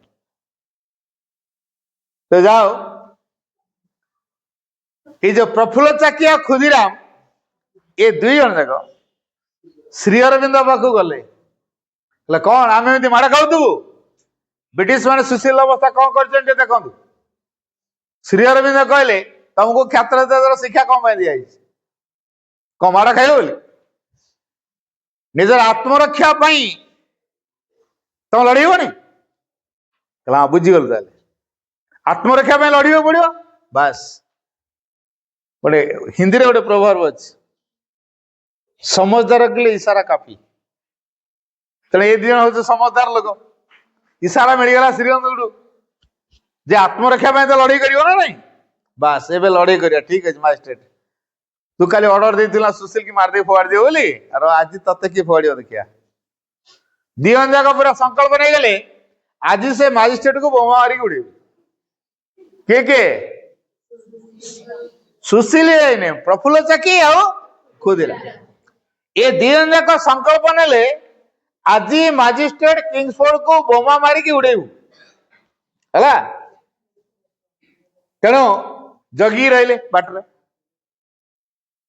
आ इंग्रेज मान तो स्पाय सब घूरी बुलता गुप्तचर कौन कौन सब तथ्य सब देवे ये तथ्य खबर पाईगले है मजिस्ट्रेट कहले आपण लाइफ विपद अच्छे कौन विपद श्री अरविंद दी जन शिष्य बड़ दुर्दांत जनक ना प्रफुल्ल चाकी आ जनक ना खुदीराम ये दी जन सिद्धांत नहीं आप मारे मारे बोली सिद्धांत नेले माने आप निश्चय मारदेवे टे सतर्क रहे कौन प्रकार बचार चांस नहीं से जन पाक कौन कर सकाल हेले कोर्ट को जी आज खबर पाई गले राताराती ट्रांसफर डरिकी कोटी की कलिकता रु मुजाफरपुर है मुजाफरपुर पलैले सकाल हेले तो जाई कलिकता कोर्ट को जी सकाल पड़े से रही राताराती पार गले कोटी की मुजाफरपुर किए पार हेले मजिस्ट्रेट किंग्सफोर्ड ट्रांसफर करके कौन डरिकी प्रफुल्ल चाकी आ खुदीराम जो संकल्प नेले मारिए बोली ये डरिकी मुजाफरपुर ट्रांसफर कर ये तो जानना दिहन जाक जगीचंद केतल से गाड़ी आस ठीक से गोटे गाड़ी रे जने ख्रिस्टियान महिला एवं तांकर झील आसुता है दूर थे देख हाँ गाड़ी आसीगला रेडी जा है ठीक जमी गाड़ी पाखे पहुंची गला देले आखि बुझा बोमा मारी तेणु आखि बुझा बोमा मारदेले गाड़ी सहित जो ख्रिस्टियान महिला एवं तांकर झील पोड़ी सफा कि मजिस्ट्रेट ना कि से गाड़ी किए अच्छे जन ख्रिस्टियान महिला एवं झील ये मजिस्ट्रेट गाड़ी भाविले तेणु देले बोमा मारी कि उल्टा है ये जो आलीपुर जो बोमा केस है आलीपुर घटना आलीपुर होता पुलिस आसला श्री अरविंद रूम को रेड कला तापर तो अरेस्ट कर लाल बजार थाना को नहीं गला तथापि पुलिस डर थाना रे काले थाना भांगी तो नहीं पड़े ना ना यहाँ को कोर्ट को सीधा चालान कर सकाल हवा पड़े ये रहा माने श्री अरविंद पिला थाना भांगी उठे नहीं पड़े केते भय ब्रिटिश मानकर अनुमान है तेणु कोर्ट को चालान करदे कोर्ट हाजत भीतर रखा ट्रायल चलो विचार चलो श्री अरविंद खाली एति कहले O lord what happened to me कहीं हे प्रभु कौन मोर हो गला कौन अपराध कर मत जेल को अणाला गोटे दिन गला दी दिन गला थर्ड डे रे मन देखी शुणु तो यहाँ बहुत गुरुत्वपूर्ण कथा थर्ड डे रे भगवान वासुदेव श्री अरविंद को आलीपुर जेल निवृत्त कोठरी मध्य दर्शन देले जमी तमें मत देखुच मुझे तुमको देखुच आखि बंद कर देखा कथा कह खोला आखिरे श्री अरविंद भगवान श्रीकृष्ण देखुं आ श्रीकृष्ण श्री अरविंद देखुं। भगवान श्रीकृष्ण कहले थयधरा तमु के ब्रिटिश माने एटिके आना तुमको मु एटिके आनी कौन भारत भारत भारत होच तमें कौन भारतर पतित जातिर उद्धार पाई तमें संसार को आस पृथ्वीर मुक्ति तुम द्वारा हम पृथ्वीर मुक्ति पाई काम कर भारत भीतर कहीं बांधी मन रख तमें को देशर नुह को जातिर नुह कि को धर्मर नुहे तमें हो सीधा सड़क भगवान तेणु भारतर दायित्व मु नहीं तुम व्यस्त हवा दरकार नहीं किए कथा कहले भगवान श्रीकृष्ण कहले भारतर स्वाधीनतार दायित्व मु नहीं तेणु तुम व्यतीत हवा किसी कारण नहीं तब निश्चित रो जेतु भगवान निजे दायित्व नहीं भारत स्वाधीनतार दायित्व तेणु भारत पर केमी लड़ी हम केमी स्वाधीनता मिल बाट किए करेंगे वासुदेव करेंगे श्रीकृष्ण करेंगे तेणु श्री अरविंद जेहेतु जेल भितर कहले तुमको गोटे वर्ष ट्रेनिंग देवा मुझे किए कहले वासुदेव गोटे वर्ष काल तुमको ये रखा तुमको ट्रेनिंग दि जाव जो ट्रेनिंग को नहीं परवर्ती कार्य को तुम त्वरान्वित कर द्वारा जगतर मुक्ति है ये जगतर मुक्ति पे जो ट्रेनिंग दरकार से ट्रेनिंग गोटे वर्ष दि जाव भगवान वासुदेव श्री अरविंद को गीता धरई देले है श्री अरविंद आ कि कले केते निर्यातना श्री अरविंद दिखाई जो सेल भीतर रखा 9 फुट रे 5.5 फुट है झरका नहीं बाहर को बुलिया परमिशन नहीं नुआनिया घर खरा दिन ताती जी पूरा हिट पूरा सांघाती हिट है उठा पाइखाना जो पिचु टीण थाए पाइखाना कर दी था मेहनत आसे नहीं फोपाड़ देखे आस पुणी थोद है बेले बेले कहते अपरिष्कार कर खाली कहीदेवी श्री अरविंद मेहनत आसे नहीं दुर्गंध हो घरटा छोटिया घरटा है 9 फुट 5.5 फुट मान के अनुमान रही ये कांथरू द्वार बंद ये जी आपर्यंत ये छोटिया घरटे गोड़ लंबेले पूरा पाइबा ना मिनिमम 6.5 फुट ना गोड़ा लंबुनी है 5.5 फुट बुझे तो केते कष्ट सीजन रोते पिंपुड़ी माने गोड़ू मुंड पर्यंत कामुड़ी जाती पानी पकई दे शीत दिन तले ओदा है सब है खरा दिन ब्लांकेट देते कहे घोड़े खरा दिन जो गरम रे ब्लांकेट देते कहे घोड़े खाया को जहाँ दिखती रुचिकर हुए सी तो खाती नहीं ठिया रहती पाख सेल से जो गोटे कणा थाए आर पटे 29 जन कैदी अच्छा से कणारे डुंगिकी देखती ये लोकटा खाऊ नहीं पीऊ नहीं शो नहीं हलचल होनी गोटे जगह छिड़ा है पागलटा 29 जन कैदी से जो छोटिया बाटटे सेल सेल देखा मझे गोटे बाट अच्छी प्रत्येक सेल ए रूम से रूम देखी है से देखते डुंगिकी ये खाऊ नहीं कि पीऊ नहीं कि शो नहीं पागल से पागल आख्या दे 29 जन जाक कैदी तथापि से विचलित होना तार किछि दिन परे स्वामी विवेकानंद स्पिरिट स्वामी विवेकानंद निजे नुह स्वामी विवेकानंद स्पिरिट तार जो आत्मा बोल जोटा कह है सी आसला श्री अरविंद कहला तुमको गोटे नुआ चेतना नुआ शक्ति प्रस्तुत हवा को पड़ो केमिति प्रस्तुत हो से प्रेरणा दे चलला 2 सप्ताह धरी है श्री अरविंद ता ना देले अतिमानस कौन ता ना देले अतिमानस तापरे श्री अरविंद केस किए लड़ भगवान श्रीकृष्ण ठीक करदे दक्षिणाकाली माध्यम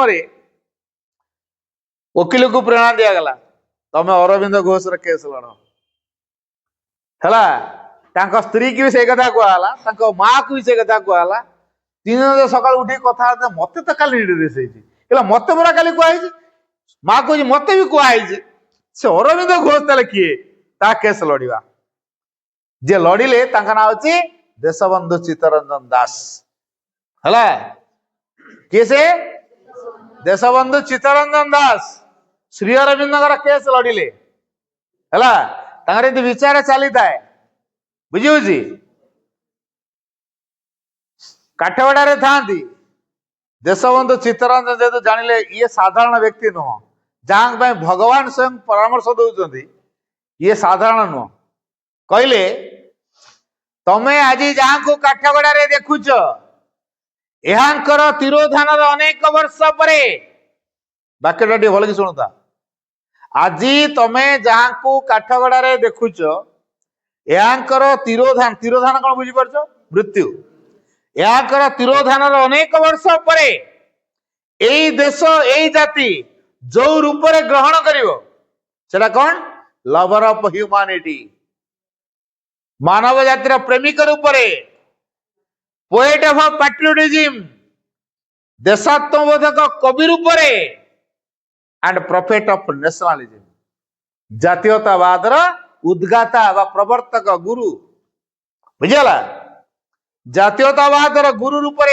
श्री अरविंद को समस्त मानिबे जातीयता कौन जदि शिक्षा करिवार थाए तो श्री अरविंद को पढ़िबा प्रकृत जाति कौन जातीयता कौन श्री अरविंद पाखु शिक्षा करियो से प्रॉफिट ऑफ नेशनलिज्म तीनटा कथा कहले कौन कौन कहले लवर ऑफ ह्यूमैनिटी मानव जातिर प्रेमिक पोएट ऑफ पैट्रियोटिज्म देशात्मबोधक कवि प्रॉफिट ऑफ नेशनलिज्म जातीयतावाद उद्गाता बा गुरु आ प्रवर्तक बुझीगला ये तीनोटी रूप श्री अरविंद को से बुझी खाली से नुह पुणी कहले एहांकर बाणी सागर सागर सात सागर पारी हुई गुंजरित खाली भारत भीतर बाणी सीमित हेनी श्री अरविंद बाणी केवल भारत भीतर सीमित हम नहीं सागर सागर पारी करी सात सागर पारी करी तांकर बाणी गुंजरित हम ता माने कौन all over world Shri Aurobindo बाणी प्रसारित हम कई ब्रेक दे पारे मु तार गोटे ज्वलंत उदाहरण साउथ आफ्रिका जन व्यक्ति तांकर शिपिंग व्यवसाय शिपिंग कौन बुझी पार्छ जहाज पानी जहाज बेपार हुए कोटी कोटी जन आरब आरब टंका बुझी पानी जहाज गुड़ाई जहाज तांकर विभिन्न कंट्री को सब तांकर माल सप्लाई हुए जहाज रे कोटी कोटी टंका कोटी तो ना आरब संख्या टंका हठात गोटे जहाज तांकर बुड़ी जाइए बुझीगला केते केते लॉस होइतो जहाज बुड़ीगला माने लॉस बड़ मन दुखरे बसता हठात गोटे मैगजीन पर नजर पड़ला से मैगजीन ले श्री अरविंद गोटे बाणी लिखा है बाणी टी को पढ़ीदेला डिप्रेशन कर डिप्रेशन विषाद जो मन दुख था हठात गोटे गायब हो गला मन दुख आ नहीं ये बाणी तो बहुत पावर अच्छी ये बाणी कहार तले लिखा है श्री अरविंद किए श्री अरविंद से कोटी मिले जहाँ बाणी एति शक्ति मो दुख को दूर करदेला मो अवसाद को दूर करदेला मुझे भेटा दरकार से मैगजीन कौटू आसला कौन करता इनक्वारी करी करी करी करी शेष जानले से भारत वर्षर पणिजी अच्छा आसिले पणिजी है पणिजी आसिले जल जहाज आसि श्री अरविंद से कहारी देखा दौन था गोटे घरे निवृत्त कोठरी रोता मात्र वर्ष को 3 थर बाहर था भक्त मान को दर्शन दौले बाकी अन्य दिन से आसती ये जो आसिले जो सेक्रेटरी नलिन दा को कहले मुझे श्री अरविंद साक्षात करने चाहूँगी कहले रो भितर परमिशन मिलले तुम जीव तुम जापर तापर भितर जा श्री अरविंद परमिशन आनले से अलाउ कले आसला कहले मुझे साधना करने चाहूँगी मत परमिशन दिखाँ मु आश्रम छाड़ी कौट जीवन ये रही श्री अरविंद कहले तुम द्वारा साधना हम नहीं जाओ तुम बिजनेस संभाल मु बिजनेस करे बोली केमी जानले मु तो कहनी ये केमी जानले मु बिजनेस करे बोली मु तो किसी कथा कहनी मु खाली कहली मुझे रही साधना करी मत अनुमति दियो से कहले ना तुम द्वारा साधना हम नहीं तुम बिजनेस संभाल मु बिजनेस करे बोली ये जानले केमी से कहले मु कहीं रही पारे साधना करने भितर गोटे डाकरा आसो कल गोटे आसो ଏଇଟା କେମିତି ଆସେ? ନିଦ ତମକୁ କେତେବେଳେ ଆସେ? ଶୋଇବାକୁ ଯାଅ କେତେବେଳେ? ନିଦ ଆସିଲେ। ଖାଇବାକୁ ଯାଅ କେତେବେଳେ? ଭୋକ ଲାଗିଲେ। ଆଉ ଟଏଲେଟ ଯାଅ କେତେବେଳେ? ଏକ ଦେଖିଲେ କି ଦୁଇ ଦେଖିଲେ ଟଏଲେଟ ଯାଉଛ। ଇଏ ଠିକ ସେଟା ନିଦ ଯେମିତି ମଡଉଛି, ଭୋକ ଯେମିତି ମଡଉଛି, ସେମିତି ସାଧନା ମଡେଇବ। ଯା ବଡ ମନ ଦୁଃଖରେ ଆସିଥାନ୍ତି, କହିଲେ ଆଜ୍ଞା ଶେଷରେ ଗୋଟେ ଅନୁରୋଧ କରିବି, ମୁଁ ତ ଜଳ ଜାହାଜରେ ଆସିଛି, ଜଳ ଜାହାଜରେ ଫେରିବି। ଯଦି ଜାହାଜରେ ମୋର ସେ କଲ୍ ଆସିଲା, ଜାହାଜ ତ ମୋ ପାଇଁ ଫେରିବନି। ମୁଁ ସେଠି ସମୁଦ୍ରକୁ ଡେଇବି, ପହଁରି ପହଁରି ଆସିବି, ଆପଣ ମତେ ସେତେବେଳେ ଆକ୍ସେପ୍ଟ କରିବେ, ପ୍ରତିଶୋଧ ଦେଇଥାନ୍ତୁ। କଣ କହିଲି ବୁଝିପାରିଲ? ସେ କହିଲେ ହଉ ଠିକ ଅଛି, ଆପଣ କଥା ଅନୁସାରେ ମୁଁ ଫେରି ଯାଉଛି। ଜଳ ଜାହାଜରେ ଆସିଥିଲି, ପୁଣି ଜଳ ଜାହାଜରେ ଫେରିବି। ଜଳ ଜାହାଜରେ ଚାଲିଛି, ଅଧା ସମୁଦ୍ରରେ ମୋର କଲ୍ ଆସିଲା, ଜାହାଜ ତ ମୋ ପାଇଁ ଫେରିବନି ନା, ତେଣୁ ମୁଁ ସେଠି କଣ କରିବି? ସମୁଦ୍ରକୁ ଡେଇବି, ପହଁରି ପହଁରି ଆସିବି। ଆସିଲେ ମତେ ସେତେବେଳେ ଆପଣ ଆକ୍ସେପ୍ଟ କରିବେ। ସିଏ ତ କହିଲେ ତମର କଲ୍ ଆସିଗଲା, ଆଉ ଯିବା ଦରକାର ନାହିଁ। କାହିଁକି? ଯେ ସମୁଦ୍ରକୁ ଡେଇଁକି ପହଁରି ପହଁରି ଆସିବ, ତାକୁ ଏ ସାର୍କ ତିମି ଭଳିଆ ମାଛ ମାନେ ଟିଫିନ କରିଦେବେ ନା ନାଇଁ? ମିଲ୍ କଥା ଛାଡ, ଟିଫିନ କରିବେ ନା ନାଇଁ? ଆମେ ଯେମିତି ଆଳୁଚପ ବରା ସିଙ୍ଗଡା ଖାଉଛେ, ତାଙ୍କ ପାଇଁ ଇଏ ଗୋଟେ ଗୋଟେ ସେଇଭଳିଆ ଟିଫିନ। ତେଣୁ ଯେ ଜୀବନକୁ ବାଜି ଲାଗି ସାଧନା କରିବାକୁ ଚାହୁଁଛି, ତାର ସାଧନା ପାଇଁ କଲ୍ ଆସିନି। ସେ ଏଇ କଥାକୁ ନେଇ କହିଲେ ତମର କଲ୍ ଆସିଗଲା, ତମର ଆଉ ଯିବା ଦରକାର ନାହିଁ, ରହିଯା। ରହିଗଲେ, ଶେଷ ଜୀବନ ପର୍ଯ୍ୟନ୍ତ ସେ ରହିଗଲେ। ତ ଏଇଥିରୁ ଅନୁମାନ କରିବା ଯେ ଶ୍ରୀ ଅରବିନ୍ଦଙ୍କର ବାଣୀ କେମିତି ସାତ ସାଗର ପାରି କରି ଗୁଞ୍ଜରିତ ହଉଛି। ବୁଝିଲ ତ? ଯାଅ ଚାଲିଲା। ତାପରେ ଏଇ ଯୋଉ ମାଜିଷ୍ଟ୍ରେଟ ପଳେଇ ଯାଇଛନ୍ତି, ଠିକ ଘଡିସନ୍ଧି ମୁହୂର୍ତ୍ତରେ ଆଉ ଜଣେ ମାଜିଷ୍ଟ୍ରେଟ ଆସିଲେ। ତାଙ୍କ ନାଁ ହଉଛି ବିଚ୍ କ୍ରାଫ୍ଟ। ନାଁଟା କଣ ମନେ ରହିଲା? ବିଚ୍ କ୍ରାଫ୍ଟ ହେଲା। ये जो मजिस्ट्रेट है ये भारी स्ट्रिक्ट, बुझेगा? ये मजिस्ट्रेट जो आसती ये भारी स्ट्रिक्ट। श्री अरविंद केस को से लड़े एवं फांसी रे झुलेबे, से ब्रिटिश मैंने पठे। जो श्री अरविंद फाइल धरे दिगला, टेररिस्ट श्री अरविंद है, देशद्रोही श्री अरविंद, एमती केते केते डेजिग्नेशन दे दिखाई। तो श्री अरविंद फाइल को पढ़ीदे, कौ श्री अरविंद देखिया, डाकिल काठगड़ा गोटे देखा। जो काठगड़ा को अणागला, माजिस्ट्रेट आगे नमस्कार कले। किए नमस्कार कले? अच्छा, को माजिस्ट्रेट आसामी को नमस्कार करे? को माजिस्ट्रेट के आसामी को नमस्कार करे कि? बरं आसामी को दंड दब, नमस्कार करियो। कि ये माजिस्ट्रेट कहीं नमस्कार कले? तार कारण होची सांग होइकी पाठ पढ़ुथिले बिलातरे, क्लासमेट सांग होइकी आईसीएस परीक्षा देथिले, सांग होइकी आईसीएस पाइचंदी हैला। आ श्री अरविंद केते टैलेंट, श्री अरविंद ब्रेन केमतिका, श्री अरविंद व्यक्तित्व केमतिका, तांको अपेक्षा ये कोर्ट रो लोक माने के बेजान ना। ये पुणे टेररिस्ट एडा को आंकु फसई दिया आइछ। हो देखिया फाइल ले कौन कौन सब अच्छी, जो साक्षी प्रमाण जहाँ जहाँ रेकर्ड रखी आना समझ मुझे देखे अणाला। तो किसी मिलले आउ किसी मिलले नहीं, जेतु प्रमाण साक्षी सब प्रॉपर्ली मिल पारला नहीं, सांगे से केस को रफा दफा कर देले, केस इज डिसमिस्ड, से रिलीज हो गले हैला। 1908 मई 5 रु 1909 मई 5 डेट मन रहा। 1908 मई 5 रु 1909 मई 5 पर्यंत ये गोटे वर्ष काल से आलिपुर जेल भीतर थे है। 6 तारीख रिलीज है। तार किछि दिन परे तांको उत्तरपड़े धर्म संरक्षणी सभारे तांको अतिथि करी डका है भाषण देवे। कौन कहे सी हिंदू धर्म उपर कहवाई कहुई। श्री अरविंद जाऊँच कहले आपण माने जो विषय मो बाछी मुझे विषय कहीपरि कि ना मुझे जानी कहीं गोटे कथा से आलिपुर जेल भीतर शिखी अंतर प्रेरणा अनुसार काम कर कथार परिचालित हम नहीं।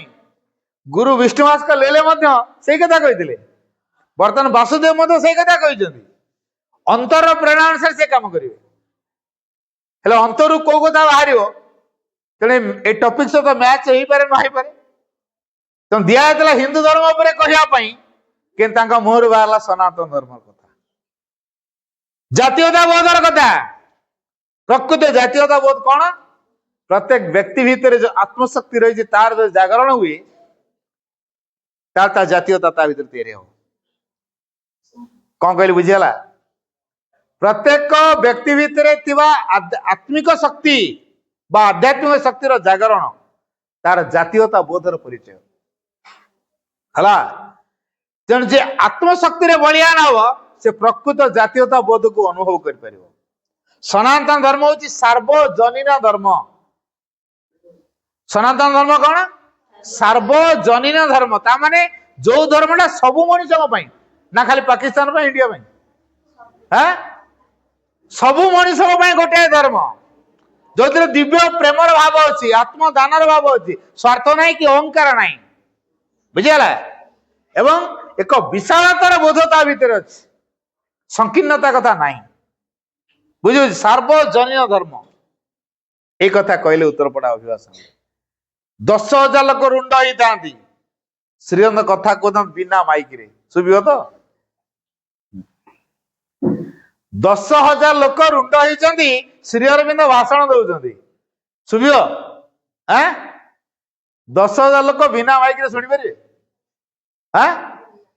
बिना माइक थर ये तो मुझे हल्टा मो पार्टी टे बड़ हल पर शुभियो कि 10,000 रुंडाला मैंने कौ पड़े अनुमान गोटे गाँव में 10,000 लोक नी गोटे गाँव में तो 1,000-1,200 थे 10,000 लोक रुंड माने केतटा गाँ हो अनुमान कर 5टा गाँ कि 10टा गाँ होते 1,000 हुए 10टा गाँ 10टा गाँव लोक एकाठी हुए केते बड़ समागमटा ता भीतर जड़े बिना माइक रे कह शुभियो किंतु पवन कौन कला तार चलाचल को अन्य आड़ को न नहीं श्री अरविंद बाणी को नहीं लोक बाहर पहुंचेदेला पवन की सेवा कला श्री अरविंद बाणी को समस्त कान नहीं पहुंचेदेला है तेना समस्त कान श्रीअरविंद बाणी खाली गुंजरी दवा लगिला तापरे निर्देश है गो टू चंदन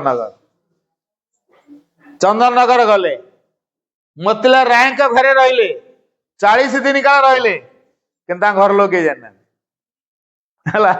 जनक घरे रहिले 40 दिन अथवा घर लोग जाना लुचाणिया लुचाणिया केमती प्रभु कर व्यवस्था भगिनी निवेदिता कहले भगिनी निवेदिता ना शुणिच भगिनी निवेदिता कथा पढ़ो मार्गारेट नोबेल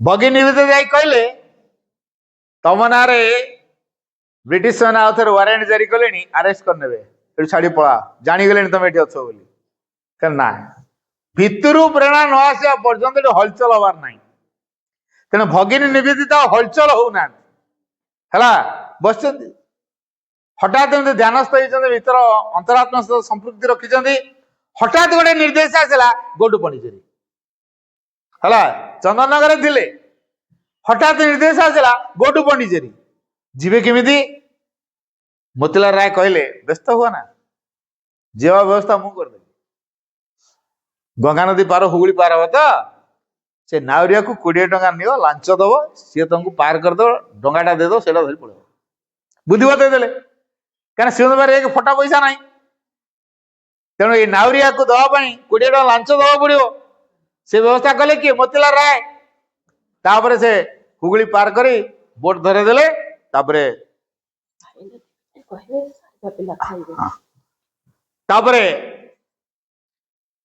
जिते पंडिचेरी को आसिले 1910 एप्रिल 4 तारिख आसिले पंडिचेरी पहुंचले जो आध्यात्म अनुभूति मान आसूला रेकर्ड सब जोग पुस्तक लिखाई 1910 बेले आसला बेले श्रीमा देखुच फोटो श्रीमा जे स्वामी पंडिचेरी थिले है ये जो श्रीमा जे स्वामी से पंडिचेरी थिले फरासी उपनिवेश थिला पंडिचेरी फरासी सरकार का अधीन थिला पंडिचेरी तेने भारतीय माने सेठी राज करि परिबे नाही ତେଣୁ ଶ୍ରୀରଙ୍ଗ ନିର୍ଦ୍ଦେଶ ହେଇଛି ଗୋ ଟୁ ପଣ୍ଡିଚେରୀ। ସେଠି ଥିବା ବେଳେ ଯେହେତୁ ଇଏ ପ୍ରତିନିଧି ହେଇକି ଆସିଛନ୍ତି, ତାଙ୍କର ଆଶ୍ରିତ ହେଇଛି ନା, ଇଂରାଜୀରେ କୁହାଯାଏ ରିଫ୍ୟୁଜି ହେଲା। ଶ୍ରୀ ଅରବିନ୍ଦ ହେଲେ ଫରାସୀ ମାନଙ୍କର ଆଶ୍ରିତ, ରିଫ୍ୟୁଜି ମାନେ ଆଶ୍ରିତ।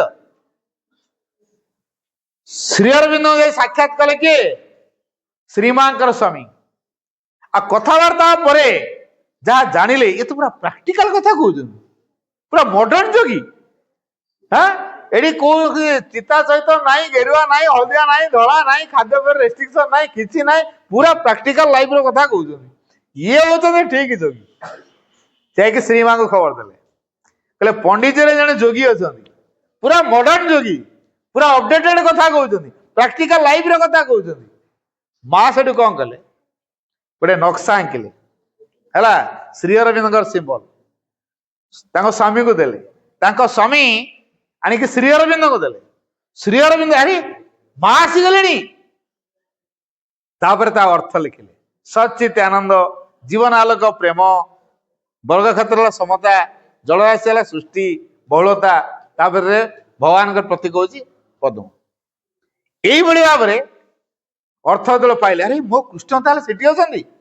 ଯୋଉ ମା କି ଶ୍ରୀମା 11 ରୁ 13 ବର୍ଷ ବୟସ ଭିତରେ ପ୍ରତିଦିନ ରାତିରେ ସ୍ୱପ୍ନରେ ଅନେକ ସାଧୁ ସନ୍ଥ ଭେଟୁଛନ୍ତି ଏବଂ ତାଙ୍କୁ ସ୍ଥୂଳ ଜଗତରେ ମଧ୍ୟ ଭେଟ ବି କରିଛନ୍ତି କେତେ ଜଣଙ୍କୁ। ତା ବାଦେ ଜଣକୁ ସବୁଦିନ ରାତିରେ ଦେଖୁଥିଲେ, ତାଙ୍କୁ ସେ କୃଷ୍ଣ ନାଁରେ ଡାକୁଥିଲେ। ସେଇ କୃଷ୍ଣ ବର୍ତ୍ତମାନ ହଉଛନ୍ତି ଶ୍ରୀ ଅରବିନ୍ଦ। ମା ଯାହାକୁ କୃଷ୍ଣ ନାମରେ ନାମିତ କରିଥିଲେ, ପ୍ରତିଦିନ ରାତିରେ ତାଙ୍କୁ ସ୍ୱପ୍ନରେ ଦେଖୁଥିଲେ, ସେଇ ଶ୍ରୀକୃଷ୍ଣ ହଉଛନ୍ତି ନିଜେ ଶ୍ରୀ ଅରବିନ୍ଦ।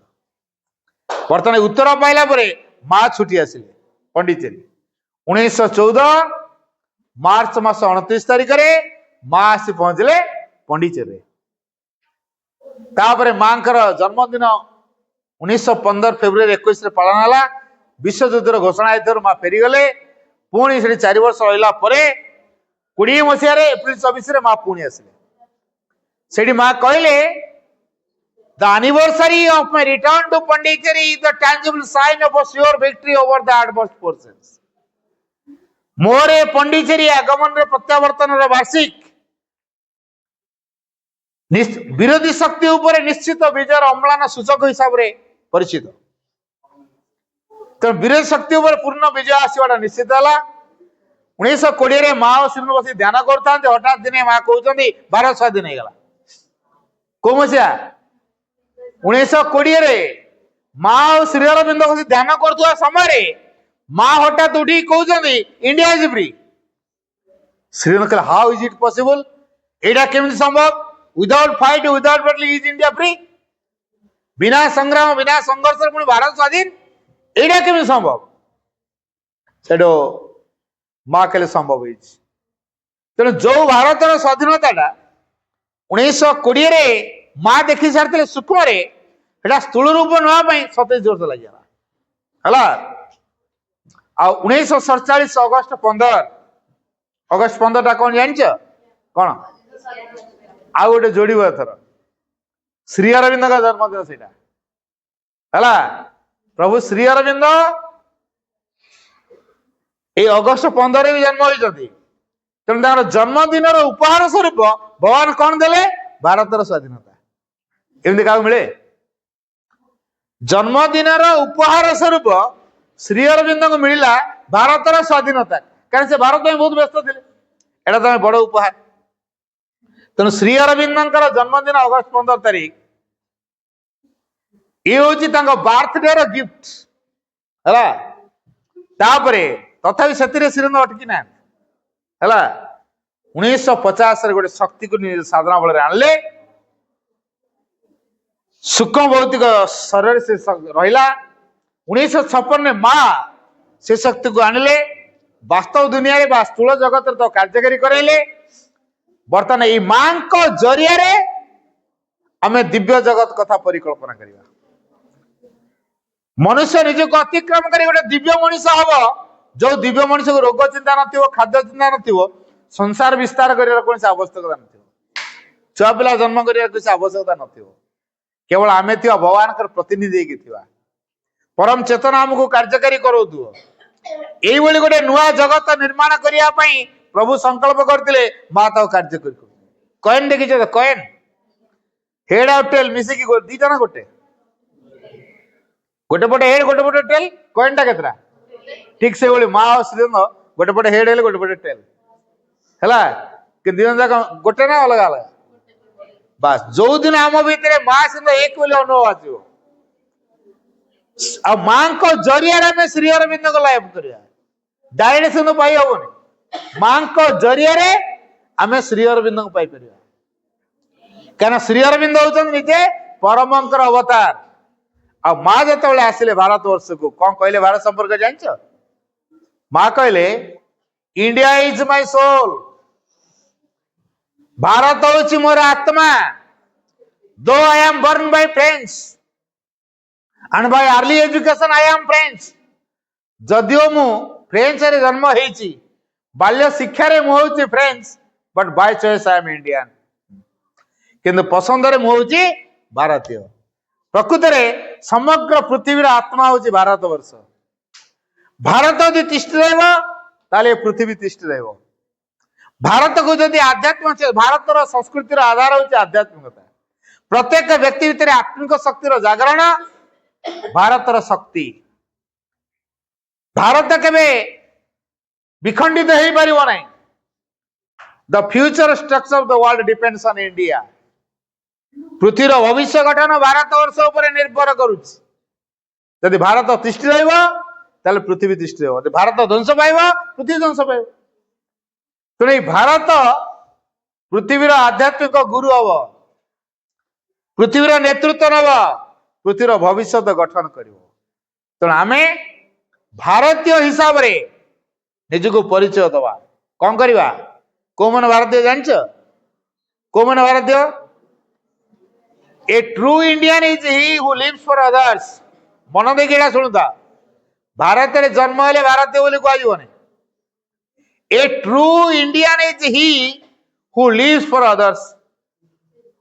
यथार्थ भारतीय होची सी जे अन्य मानक पाई बंचे who lives for the creation जे समग्र सृष्टि पाई बंचे and above all who lives for the divine एवं सर्वोपरि जे भगवान में बंचे तीनटा कथा जे अन्य मान पाई बंचे जे समग्र सृष्टि पाई बंचे एवं जे भगवान पाई बंचे सी होची भारतीय आम टे से फर्मुला पकेवा आम बर्तमान क्या बंचु को ना निज आम निज बंचे ना हाँ आम निज बंचुचे ना आम अन्य मान बंचीवा सृष्टि बंचीवा एवं सर्वोपरि भगवान बंचीवा है जदि यही कम करें आम यथार्थ भारतीय हम है तेणु भारत को समृद्ध करने केवल आध्यात्मिक शक्तिर जागरण दरकार तेणु आध्यात्मिक शक्ति जदि आम छात्र अवस्था तैयारी न हो केबे हो तेणु शिक्षार प्रकृत परिभाषा हूँ कौन निज भितर जो महत्तम शक्ति अच्छी ताकू जागृत करे साहाय्य करे महत्तम उद्देश्य व्यवहार करे साहाय्य करे ता ना हूँ शिक्षा तेणु आध्यात्मिक ज्ञानर विकास आत्मार आविष्कार आत्मार प्रेरणा द्वारा परिचालित ये हूँ शिक्षार असल कथा कि आजिकल से जिन अभाव अच्छी बाह्य दुनिया चाकचक्यता भितर हजि जाइछु मनी कैरियर सक्सेस पिता दौड़ीचु जा पड़े समाज पूरा उठपड़ हो तेणु समाज को बदलैबा ना से प्रकार समाज हो बदलैबा तो जदि बदलैबा ताले आम पई गोटे काम श्री अरविंद दर्शन को आम जीवन में प्रतिफलित करवा आत्मार आविष्कार करवा आत्मा द्वारा परिचालित हवा तेणु आम शिक्षार जो असल आभिमुख्यता है आत्मार आविष्कार एवं चेतनार रूपांतर तेणु भाई भाई मैंने जहाँ बहुत समय धरी धैर्यर सहित शुणिले गोटे कथा आम करवा तुम जो नैतिक शिक्षा पीरियड अच्छी निश्चित थी नैतिक शिक्षा से श्री अरविंद माँ कथा पढ़ेले भल है तारी द्वारा प्रकृत वर्तमान केवल पृथ्वीर जेते प्रकार समस्या उपजी तार एकमात्र समाधान हूँ श्री अरविंद शिक्षा है बा श्री अरविंद जोग या व्यतीत अलग कौन शिक्षा बा कौन जोग पृथ्वीर परिवर्तन संभव कर आमूल परिवर्तन चाहूँ ताले आम श्री अरविंद शिक्षा ग्रहण करवा निज चेतना को परिवर्तन करवा। वंदे मातरम। ହଉ ହଉ ସିଏ ଅଭ୍ୟସ୍ତ ହେଇଛନ୍ତି, ଆମେ ଏଇଟା କହିଲେ କଣ ହବ? ଆମେ ସିନା ନୀରବରେ ଫୁଲ ଝାଡୁ, ସିଏ ତ ଜାଣିନାହାନ୍ତି ନା, ସେ ତାଳି ମାରନ୍ତି, ତେଣୁ ଅଭ୍ୟସ୍ତ ହେଇଛନ୍ତି, ଅସୁବିଧା କଣ? ହଉ, ବର୍ତ୍ତମାନ ଆମ ଭାଇନା ଅଛନ୍ତି, ସିଏ ତମମାନଙ୍କୁ କିଛି ଟିପ୍ସ ଦେବେ। 5-10 ମିନିଟ୍ ଚୁପଚାପରେ ବସିପାରିବ? ପୁରା 5 ମିନିଟ୍ 10 ମିନିଟ୍ ବେଶୀ ନୁହଁ। ଶୁଣ, ମୁଁ 5-10 ମିନିଟ୍ ଭିତରେ ସାର। ଜୋରରେ କହିପାରିବିନି, ଯେତିକି ପାଟି ଶୁଣୁଛ ସେତିକି ହିଁ ମିଳିବ।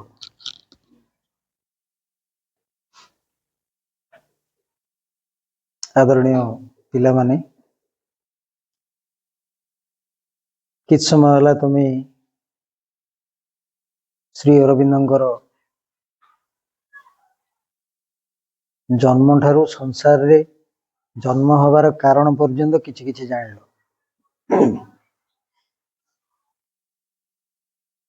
ମୂଳ କଥାଟା ହଉଛି, ଭାଇ ଯାହା କହିଲେ ସେଗୁଡାକ ଆମ ଦରକାର କି?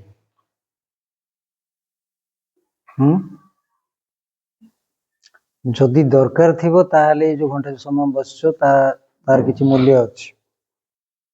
ଯଦି ତା ଦରକାର ନାହିଁ, ଏଇ ଘଣ୍ଟେ ସମୟ তোমার ବର୍ବାଦ ହେଇଛି। କିନ୍ତୁ ମୋ ବିଚାରରେ ମୁଁ କହୁଛି, ଯାହାଙ୍କୁ ଏଠି ବସେଇଛ, ଧୂପ ଫୁଲ ଦେଇଛ, ତାଙ୍କ ଉପସ୍ଥିତି ଆମ ଜୀବନକୁ ସୁଧାରିବାରେ ସାହାଯ୍ୟ କରେ। ଶ୍ରୀ ଅରବିନ୍ଦଙ୍କ ଛଡା, ମାଙ୍କ ଛଡା ମଣିଷ, ଭାରତବର୍ଷ, ସାରା ସଂସାର ଏ ବିଷୟରେ କେହି କହନ୍ତି ନାହିଁ। ସମସ୍ତେ କହନ୍ତି କଣ, କେମିତି ଭଲରେ ରହିବୁ, କଣ କେମିତି କଲେ କଣଟେ ଗୋଟେ ହବ, ନୀତି ନିୟମ ଭିତରେ ରହିକିରି କେମିତି ଗୋଟେ କଣଟେ ଗୋଟେ ହେଇଗଲେ ଆମେ ସୁଖରେ ଆମର ଜୀବନ ବଞ୍ଚିବା। ସଂସାରଟା ହଉଛି ଗୋଟେ ଯୁଦ୍ଧ କ୍ଷେତ୍ର। ସଂସାରଟା ହଉଛି ଗୋଟେ ଯୁଦ୍ଧ କ୍ଷେତ୍ର। ଜୀବନଟା ବି ହଉଛି ଆମର ଯୁଦ୍ଧ କ୍ଷେତ୍ର। এই ଯୁଦ୍ଧ କ୍ଷେତ୍ରରେ ମୌଜ ମଜଲିସରେ ବଞ୍ଚିବାର ସମୟ କୋଉଠି ଅଛି? ଯଦି ଏଇଠି ଆମେ ଠିକ ଭାବରେ এই ଜଗତକୁ ଆସିକିରି ଠିକ ଭାବରେ ଜୀବନକୁ ବଞ୍ଚି ନ ପାରିବା, ସୁନ୍ଦର ଭାବରେ ବଞ୍ଚିବା ଶିଖି ନ ପାରିବା, ଏ ସଂସାରରେ ଆମକୁ କେବଳ ତାଡ଼ନା ଛଡା ଆଉ କିଛି ମିଳିବନି, ଦୁଃଖ ଛଡା କିଛି ମିଳିବନି, ଯନ୍ତ୍ରଣା ଛଡା କିଛି ମିଳିବନି। ଥରେ ଚିନ୍ତା କରି ଦେଖ, ତମେ ତ ସବୁ ନବମ, ଅଷ୍ଟମ, ନବମ, ଦଶମ ପଢୁଛ।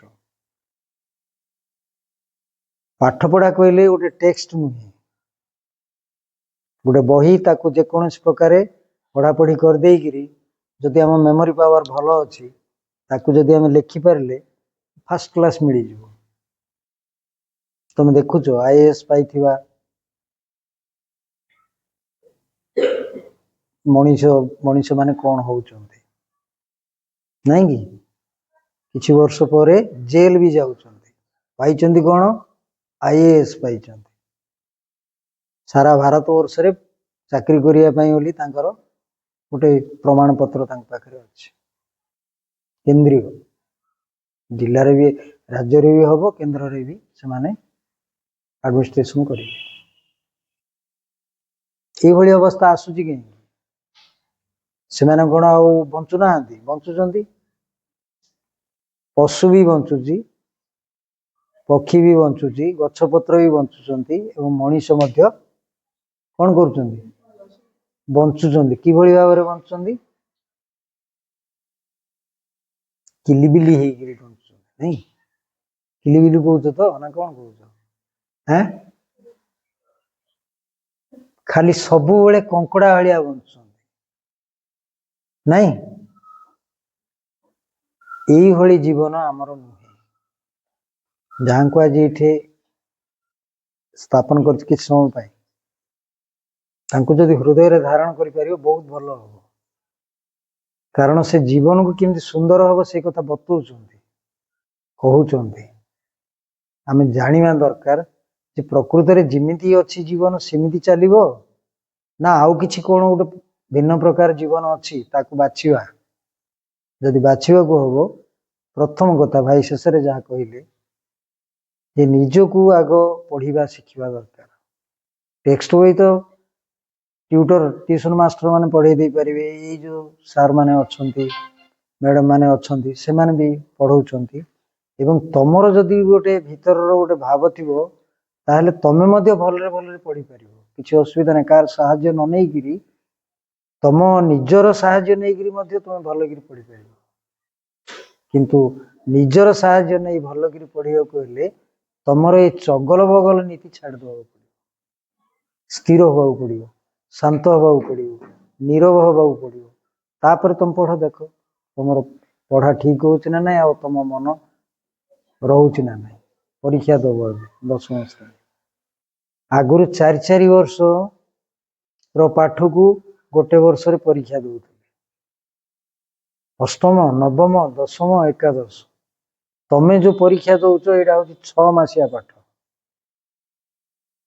6 मासिया पाठ 9 मास 10 मास रे तुम परीक्षा दउचो से वर्ष तेणु टिके जदि मनोयोगी हे जीवो टिके जदि स्थिर हे जीवो टिके जदि शांत हे जीवो देखिवो तम पाठ माने एते कम जे तुमको कौन नहीं कौन लगे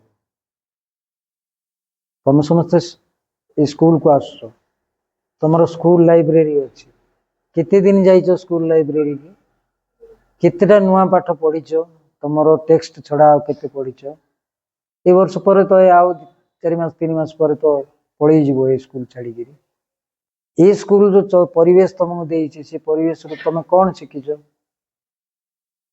सेटा तुम निजको निजे भाबी आमे केवल गोटे सर्टिफिकेट पई बोली गोटे अनुष्ठान को आसीनी ये अनुष्ठान को आसीचे जीवन को गढ़िबा पई तुम्हें प्रथमे जो प्रार्थना बोलिलो कौन सेटा तो तुम सब कहीदेल से माने चुपचाप रे बसछन तुम कही दउछ से माने किछि कहू ना चुपचाप रे बसछन खाली बस बोली कुआई बोली बसछन नहीं कि आहे दयामय विश्व बिहारी से गीतटा को केबे थरे भाबिच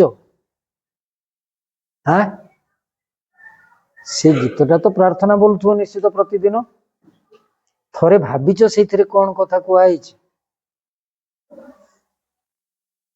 किछि जानिनो केबे भाबिन काली की आज तो समस्त मन अच्छी मु भाबुची समस्त मन थी थरे कौन कौन कथा कुआई टिके चिंता करिबा से अनुसार आम बंचुचे तो से अनुसार आम भाबुचे तो से अनुसार आम सब कथा करिया पे इच्छा करुचे तो टिके जो पिला टिके संजत होगी से कथा टिक भावी देता सी भल मनीष निश्चय हो वर्तमान संसार रे भल मनीष दरकार ता संगे संगे नुआ मनीष दरकार नले ये आसी कहवाई आम आग्रह प्रकाश कर मूल कथाटा हूँ भल मनीष तो निश्चय दरकार सब समय किंतु वर्तमान दरकार नुआ मनीष दरकार जेते कष्ट आसु जेते भल आसु जेते जहा आसु तार सम्मुखीन होगा बल दरकार जाओ जो गोटे वैज्ञानिक मनोभाव आसवा दरकार वैज्ञानिक एमती एमती एमती होगी छटरपटर होगी से वैज्ञानिक हो पार विज्ञान को साधन कर अस्थिर होकर स्थिरता दरकार गोटे दिग उपरे तार जेते जेते जेते जेते प्रकार निष्ठा रहिबा कथा से कथाटा तार सीट थाए किंतु अधिकांश समय रे आमे पाठ पढ़िया आसी सेतक हरई दी था आमर गोटे वैज्ञानिक राष्ट्रपति थिले किए सेटा शुणिकी कौच हाँ डॉक्टर थाऊ से डॉक्टर फक्टर थाऊ हैं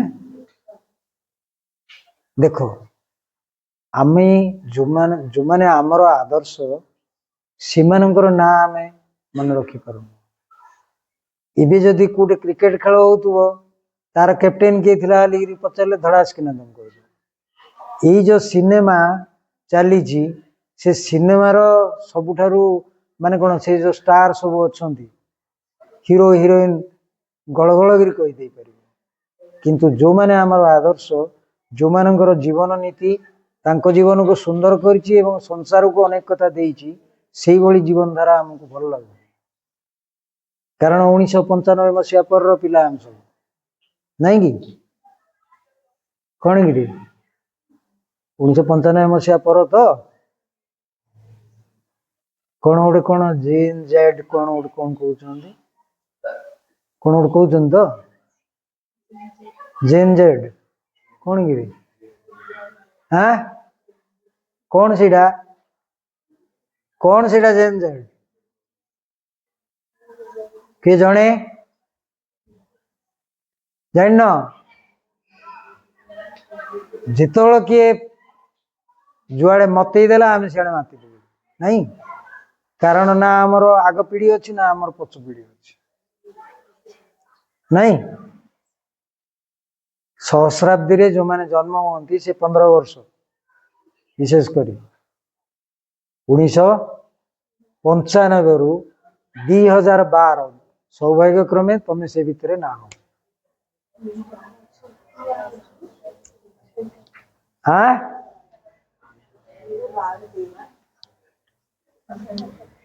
ଅଛ? ଆଚ୍ଛା, ସେମାନଙ୍କ ପାଖରେ ଦିଟା କ୍ୱାଲିଟି ଡେଭଲପ କରେ, ସେଇଟା ତାଙ୍କ ବ୍ରେନରେ ଗୋଟେ ସେଲ୍ ଏକ୍ସଟ୍ରା ହେଇକି ଆସେ। କଣଟା? ଗୋଟେ ହଉଛି କଣ ଜାଣିଛ? କାହାକୁ ମାନିବେ ନାହିଁ, ହେଲା, ଆଉ ଭୟ କରିବେ ନାହିଁ। ହଉଛି ସେମିତି? ଆଉ ଯୋଉ କଥାକୁ ବୁଝିଯିବେ ସେ କଥାକୁ ସେମାନେ ତାଙ୍କ ଜୀବନ ଧର୍ମ କରି ସେ ଆଗକୁ ଯିବେ, ହେଲା। ନ ବୁଝିଲା ପର୍ଯ୍ୟନ୍ତ ସାଧାରଣ ମାନେ ଯାହା କରୁଛନ୍ତି ତାଠୁ ହୀନମାନିଆ କଥା ମଧ୍ୟ କରିବେ। 4ଟା କଥା କହିଲି ନା? ଏଇ 4ଟା କଥା ତମରେ ନିଜକୁ ନିଜେ ଭାବିବ, ଦେଖିବ। କିନ୍ତୁ ଗୋଟିଏ କଥା ହଉଛି ସର୍ବୋପରି ଆମ ଭିତରେ ଯିଏ ଅଛନ୍ତି ସେ ପ୍ରକାଶିତ ହେବା ପାଇଁ ଚାହୁଁଛନ୍ତି। ଆମ ଭିତରକୁ ଜାଣିଲେ ତାକୁ ପ୍ରକାଶ କରିବା, ଭିତରକୁ ନ ଜାଣିଲେ ପ୍ରକାଶ କରିପାରିବା ନାହିଁ। ଯେତିକି ଜାଣିଛେ ସେତିକି ପ୍ରକାଶିତ ହବ। ତେଣୁ ଆମେ as much as you can only କୁହାଯାଇଛି, ଯେତେ ଅଧିକ ପାରିବା ଭଲ କରି ପଢିବା, ଭଲ ଯାହା କରିବା ଭଲଟା ତା ପୂର୍ବରୁ ଲାଗିଥିବ। କଣଟେ ଲାଗିଥିବ? ଝଗଡା ବି କରିବା, ଭଲ କରି ଝଗଡା କରିବା, ହବ ନା? ହବଟି? ତା ବି ହବ। ଯିଏ ଭଲ କରି ଝଗଡା କରେ ସେ ଭଲ କରି ସାଙ୍ଗ ବି ହେଇଥାଏ, ଜାଣିଛ? ସେଇ କଥାଟା ଆମେ ଚେଷ୍ଟା କରିବା। କାହିଁକି ନା ବିନା ଚେଷ୍ଟାରେ କୌଣସି କଥା ହୁଏ ନାହିଁ। ଜେନ୍ ଜେଡ୍ ଭିତରେ ରହିବା ନାହିଁ। ଆମ ବୁଦ୍ଧିକି କଣ କରିବା? ମୋବାଇଲ ଭଳିଆ କରିଦବା ନା କଣ କରିବା? ବିକାଶ କରିବା। ବୁଦ୍ଧିର ବିସ୍ତୃତି ହବା ଦରକାର। ତାହେଲେ ଯାଇକରି ଆମେ କୌଣସି କଥାକୁ ରିଜେକ୍ଟ ନ କରି ଆମେ ତାକୁ ଆଗ ପଢିବୁ, ଦେଖିବୁ କଣ ସେଇଟା ମୋ ଜୀବନରେ ତାର ଆବଶ୍ୟକତା ଅଛି ନା ନାହିଁ। ଜାଣିଲି, ଯଦି ଦରକାର ନାହିଁ ଧୀରକିନା ଆଡେଇବି, ଯୋଉଟା ଦରକାର ତାକୁ ମୁଁ ରିସିଭ କରିବି। ଚେଷ୍ଟା କରିବା ସୁନ୍ଦର ଜୀବନ ବଞ୍ଚିବା ପାଇଁ। ଆଉ ସୁନ୍ଦର ଜୀବନ ବଞ୍ଚିବା ପାଇଁ ଯେତେ ବାଟ ଅଛି ତାକୁ ଖୋଜିବା, ଯୋଉଟା ଭଲ ଲାଗୁଛି ସେ ଭିତରେ ଦେଇକରି ଯିବା। ଆଉ ଯୋଉ କଣ ସବୁ ପ୍ରାର୍ଥନା କହିଲ, ଆହେ ଦୟାମୟ ବିଶ୍ୱ ବିହାରୀ, ତାକୁ ନିଶ୍ଚିତ ଭାବରେ କଣ କରିବା? ବୁଝିବାକୁ ଚେଷ୍ଟା କରିବା। ହବ ତ? ସେତିକି କଲେ ଯୋଉ କିଛି ସମୟ ବସିଛେ ନିଶ୍ଚିତ ଭାବରେ ମୂଲ୍ୟବାନ। ଆଉ ମା ସମସ୍ତଙ୍କର ମଙ୍ଗଳ କରନ୍ତୁ। ତାଙ୍କର ଆଶୀର୍ବାଦରୁ ତମର ଜୀବନ ଆଗକୁ ଭଲ ହୁଏ, ବୁଝିଲା? ଯାହାଙ୍କୁ ବସେଇଛ ଥରେ ଯଦି ସେ ଆଶୀର୍ବାଦ କରନ୍ତି ଜୀବନ କଣ ହେବ। ତେଣୁ ତାଙ୍କର ଆଶୀର୍ବାଦ ଯୋଗ୍ୟ ହେବା ପାଇଁ ଆମେ ଇଚ୍ଛା କରିବା। ଆଉ ଯେଉଁ ଦୁର୍ଗା ସ୍ତୋତ୍ର ଅପା ବୋଲୁଥିଲେ ତାକୁ ଇଚ୍ଛା କରିକିରି ପଢ଼ିବା ପାଇଁ ଚେଷ୍ଟା କରିବା, ସେଇଠି ସବୁ କଥା ଅଛି। परम प्रभु श्रीअरविंद परम श्री माँ अद्य दिवस आमको आध्यात्मिकवाद ये जो भाई तथा भाईना को मोर अशेष धन्यवाद। आम पिला को उचित मार्ग किपरि परिचालित करें एवं श्रीमा श्री अरविंद धारा जपरी आम मान मनरे उत्साहित हेउ ताहा आम पाइपारिचे। से आम विद्यालय राइजिंग प्रसाद गवर्नमेंट हाई स्कूल तरफ आपण मानक अशेष अशेष धन्यवाद दूसरी। धन्यवाद। ଆଉ ଆମେ ଟିକେ ନୀରବ ରହିବା। ମେରୁଦଣ୍ଡ ସିଧା, ସାଇଲେନ୍ସ।